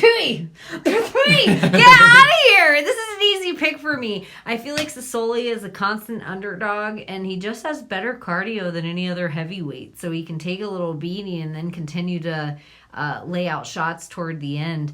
I just think De Lima should not be here anymore, should not have been here for a while. If you get submitted by Struve, and his body always looks like garbage. He looks like he rolls off the couch and 100%. Just like comes to the match. I think Sasoli's going to be getting a little better and a little better and a little better. He wants this, whereas De Lima's collecting paychecks. But all that being said, it's going to be a boring, old, sweaty, two hippos lying on each other decision. Nothing's going to happen here. It's going to be controversial again, probably. But I'm going with Sasoli. Easy. And this is more of a no way Sasoli probably going forward. There's few people I can see him beating. But De Lima, when I looked, I was like, oh, I didn't even know he was in the UFC anymore. I agree. So there's just no way you can put any money on De Lima whatsoever. Sasoli is the only play there. And at DraftKings, you're going to pay for the minus 155 favorite. Marcos De Lima, 8,500 against Ben Sasoli, 7,700 plus 125. Give me the Combat Wombat. I could even see a plus money plus all over that boy. Thank you very much. So, are you going to do a shoey afterward? No, I can't. I don't want to ruin a shoe or taste the beer out of a shoey. So, Me yeah. either. No, yeah. Thank you. But I will send some love out there. Definitely Combat Wombat, one of the best nicknames in the entire UFC. It's all right. I feel like it's in my top 5. I don't mind it. But you know what? I called in a favor for you. I was like, oh, my boy, he's having to stress so much. He needs something that would really cheer him up. And they were like, we'll put KK on a fight for him. Ooh, you know, it's not betch, but at 115 pounds, we have Karolina Kowalkiewicz coming in against Yan Zhan Yan at 115 pounds. This is definitely an interesting matchup. 11-1 is Zhan, winning last 4 in a row, last beating Angela Hill in a controversial split decision. Prior to that, she beat Kondo in a decision. Prior to that, Pereira decision. She's a decision fighter, definitely fairly big at 5'5", 30 years old. She definitely tends to have a lot of length on her opponents. And if you listen to Angela Hill's last interview with Joe Rogan, she was like, I didn't think I was losing the strikes, but she was definitely a lot longer than me and just kind of held on at times. That's what Yan does. She just kind of makes it a dirty fight and edges it out a little bit more, landing a little bit more significant strike because she is just longer. She just looks a little bit more imposing. Unfortunately here for KK, the 12-5 fighters coming off a 3-fight losing streak, and It's just been the fade train. I love KK, but I'm ready for that OnlyFans page to come up because that's all I'm ready for. I don't want to see her take any more damage to that beautiful face. I don't want to see those brows get any more damage up. KK, move on to something else. I feel like this is just a dirty grind of a decision, and KK doesn't have after that first gear. It's just that gear number 1, and that's about it. She kind of has had her run at 34 years old in a long career prior to MMA. She's just been fighting for too long, so... I beat KK at this point. I know her combinations. Exactly. We get the same KK with less of a gas tank as before because she's been finished since then. Give me Yan decision, but... This is a big fat stay away as far as DraftKings. I think this is a point fight. What's Yan's average points? I'm kind of I actually feel like Yan could accumulate a lot of points because we know KK is not going to try for a takedown at all. And if a girl like Yan can stay on her feet, she has more power than KK. And she has more power than KK, but not enough power to knock out KK. That she might be able to rack up the points like a little slot machine. What's her normal? 8,000. For 9,200 on DraftKings for Yan, the average is 83 points. So a lot of volume. She throws a lot of volume. Also tonight, we're not seeing a lot of 100-point average scorers for over 90. So we might have to go with like 80-point and 90-point scorers for over 90. But for 9,200, that's steep. I'm going to have Yan on a couple. And this is, you guys know, I've been fading KK. I think I have a good read on KK. I don't know when I've been. We both do. I think it's Fade Train KK at this point of her career at 7,000, even on DraftKings, the plus 175 underdog, minus 225 favorite for Yan here. 9,200, as I said. If I play either fighter, it's only Yan, but it's gonna be like one card of Yan, and that's gonna be about it. Fair enough. So sexist. Then we move. Then we move on to the co-main event of the evening. Fight of the night contender. We haven't said this much throughout the fight night, but this is really it. This is really it. This is a fucking smoke show. I'm excited for this one. We have Jimmy the Brute Crute coming in against Mikhail Obslianchuk in here. How do you like that? Getting them names on point. So... Mikhail in here is coming in hot off of the press, is 14-3, winning his fights in the UFC, only last losing to Vincent St. Preux and Yvonne Fluchoke 4 months ago. But I feel like we're seeing what we get with the Gomik GKS fighter. He is a one-round fighter. He is definitely a front runner in Mikhail. He'll get you out of there because he throws ungodly amounts of volume in that first round, but he gasses after that first round, and that's what it showed in his last fight with St. Preux. St. Preux ate all of those. He's used to being a punching bag, and then was like, oh, this guy doesn't understand ground game and ground position much whatsoever, and that's not Mikhail. Mikhail's a striker on the ground. He is more of a wrestler offensively, but he's not off of his back. He's not going to throw up arm bars and triangles. He definitely likes to keep it striking. This could be the first of a trilogy we see with these kids. They definitely are young, super kids. Young, 25 and 23 years old. But Mikhail in here is more of the flash in the pan. I feel like he has to get that knockout, or else he gets dragged into a dirty fight against the 10-1 Jimmy Crute, getting his last loss against Michel Shirkunov in a submission 5 months ago, where we were all like, Shirkunov has no chin at all. Took Crute's punches, dragged him into the third round, and ended up getting that choke. Crute being a purple belt out of, where was it? Greco. I know Crute's been over in the States, and he has a legitimate purple belt in here. I believe he's been over at ATT, so he's definitely been working his ground game much more. I do think Mikhail has the solid... They both have power, but Mikhail has that weird Nico Price type of... He'll throw an uppercut to the body and switch it halfway up, and it'll land as a knockout. But Jimmy Crute fundamentally is much more sound striking, and on the ground has a much bigger advantage. Either guy could fall in the first round, but if this drags out of the first round, I think it gets exponentially much more favorable for Jimmy Crute in here. So I got Jimmy Crute in a submission round number 2 or 3. I'm going to go 2 right now. Could move it to 3, but I think that gas tank is one of the biggest factors I'm fading for Mikhail in here, because Jimmy Crute holds, which he has a good chin, He's just had suspect submission defense, which I don't think we have to worry about here. So this is a fun one. I'm excited. So this is a fun. good co-main event. I've gone back and forth and back and forth and back and forth, and it's so weird that they both got caught by two guys that are potentially, fade trains for us, Serkinov and Novin St. Peru. And they're two guys that we really dig as not necessarily yet hype trains, but that we're like secretly been on their bandwagons for a while. I love Jimmy Crute. I love Oleksiejczuk. I had them both in their last losses. So it's like in this fight, I think Oleksiejczuk had the better hands. I think he has more power. I think Jimmy Crute has better cardio and a better ground game. So it's just like when I take all my major factors of UFC and put them up against each other, I don't know. I want to think Oleksiejczuk, his takedown defense has gotten better and he doesn't even want to take it to ground if he doesn't have to. And I gotta really think for Jimmy Crute, the only reason he wants to take it to the ground is if he's in trouble. So both guys potentially want to keep it on their feet. I think Oleksiejczuk has better hands. Jimmy Crute has better legs.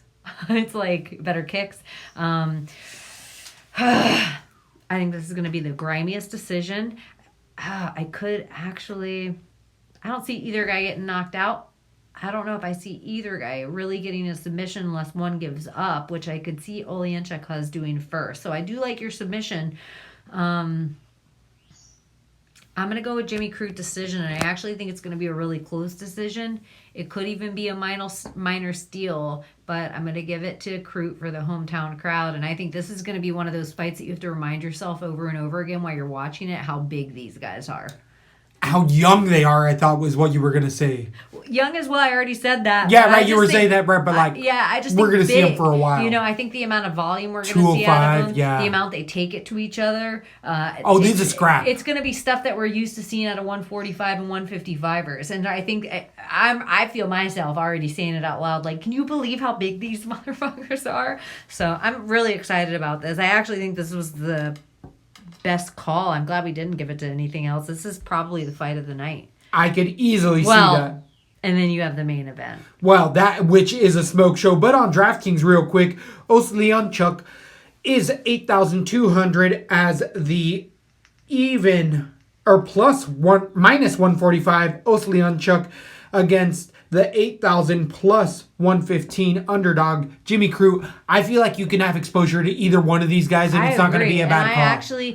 My gut, if I were going to go with an all honest play that was in a non-biased ground, I'd give it to Oleksiejczuk. Like, I actually think he could pull it out, but I just think that if it's close enough. If he wins, he's going to pay 8,200 off easy. Absolutely easy. As do I see Jimmy Crute, so that's why I feel like you can't stack this fight. It's one or the other, but I feel like you got to this is going to be in that optimal lineup at the end of the evening on those main cashing cards. This fight's going to be on it, so I'm excited.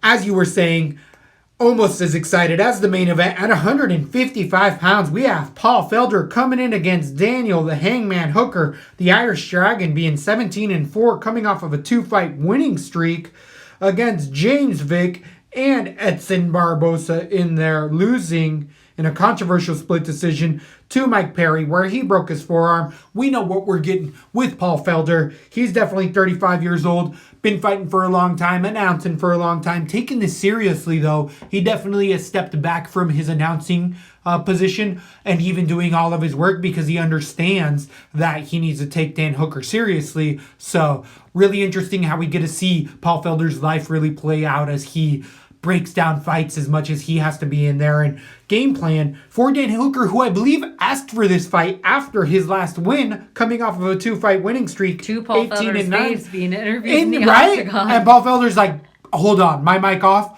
I'll take that, sir.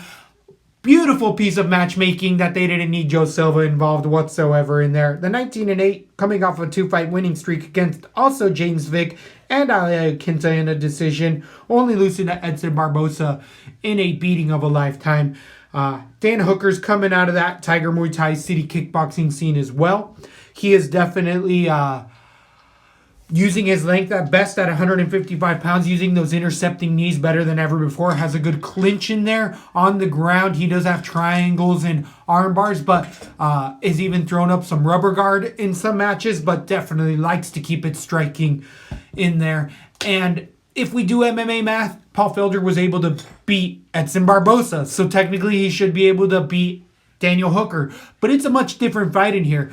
Definitely it does play somewhat of a factor, but I feel like both of these guys are right in their stride on a 2-fight winning streak. Felder a little bit more so because of that controversial split decision against Perry. But here I feel like Paul Felder is less flashy of a striker, but much more fundamentally sound, as is Paul Felder fundamentally sound. That's why this is such a fun fight. These guys are experts at their finest, not only in striking, but I do feel like a slight advantage goes to the ground on Felder, where he's able to not necessarily be a submission threat as much as Dan Hooker, but he's able to hold the position better. And I feel like Paul Felder's more capable and more apt out of both fighters to go throwing takedowns, where Paul Felder is more than happy to just turn it into a kickboxing match if that's what you want to do, a la Edson Barboza in there. So I feel like the better MMA fighter slightly is Paul Felder, and this is a hometown advantage. Paul Felder's bringing the asses into the seats here. So this could be one of those controversial, iffy ones, even though we like the commission here. 5-round fight. 5 rounds. This is super close, but I feel myself leaning towards Paul Felder in this fight. I feel like he slightly has a bit more volume, and some of those traps aren't going to work on Felder, who fundamentally was a Muay Thai striker who switched in MMA, but I feel like has rounded his game plan out just a bit more. The better game plans out of the camps, though, is going to be City Kickboxing. They've been able to put together a better game plan than Renzo Gracie and or the Rufus Sport Prodigy in Paul Felder, but I do like Paul Felder also fights out at BMF. He travels. Yeah. He does travel. But the credentials compared to Tiger Muay Thai and City Kickboxing right now, which I feel like are more on a hype for Hooker, I still might see myself pulling for Felder. I got a big fat 5-round decision. I think it's controversial. 3 rounds go to one guy. I don't know who it is. I could see myself considering on the pop at weigh-ins switching over to Hooker, but that's how mixed up I am in my head. It's either one. Give me a dirty ass split in the main event. Give me Felder. Decision. Better striking at this point, all around, I give to Hooker. Better ground, I give to Felder. Better cardio, I give to Felder. More power, I give to Hooker. I feel like I'm in the exact same situation I was in the last fight we were just talking about. Paul Felder, if I were going to use one word to describe him, he is consistent. And again, one of those MMA fighters that isn't the prodigy anywhere, but he is great everywhere. Like, he's just well-rounded, really well-rounded fighter. Dan Hooker is somebody that I kind of thought hit his peak, and we could use the Barboza math, but if we also had to put in an equation into that, we'd have to put in the Vic fight in which Hooker clearly finished, and compared to Felder's decision. But then you could also give both guys credit for gnarly wars for the other guy, that they got to get a little battle-worn fighter after. So Dan Hooker, after that Barboza fight, it should have swayed me off him altogether.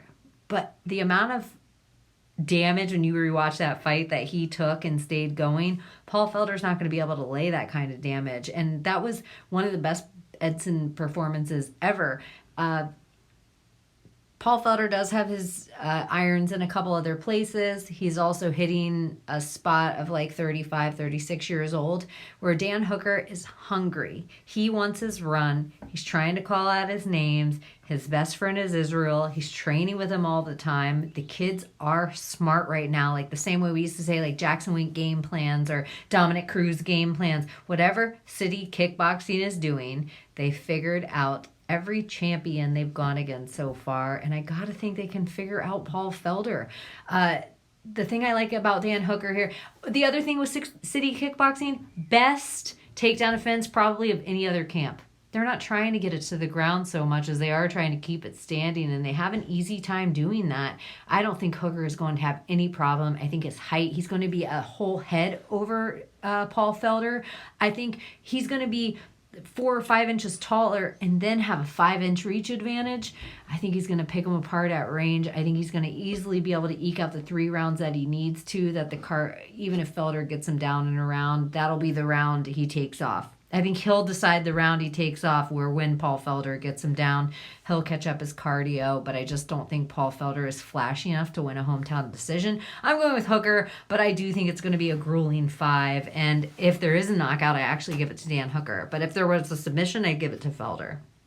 On DraftKings, you're going to end up paying for the minus 150 favorite Dan Hooker, 8,700 against Paul Felder's plus 120, 7,500. This is a 5-rounder. We like to target these. We both see decision. We see a lot of output for these guys. They both have respectable cardio in there, so Could this I don't be think a lappy stack?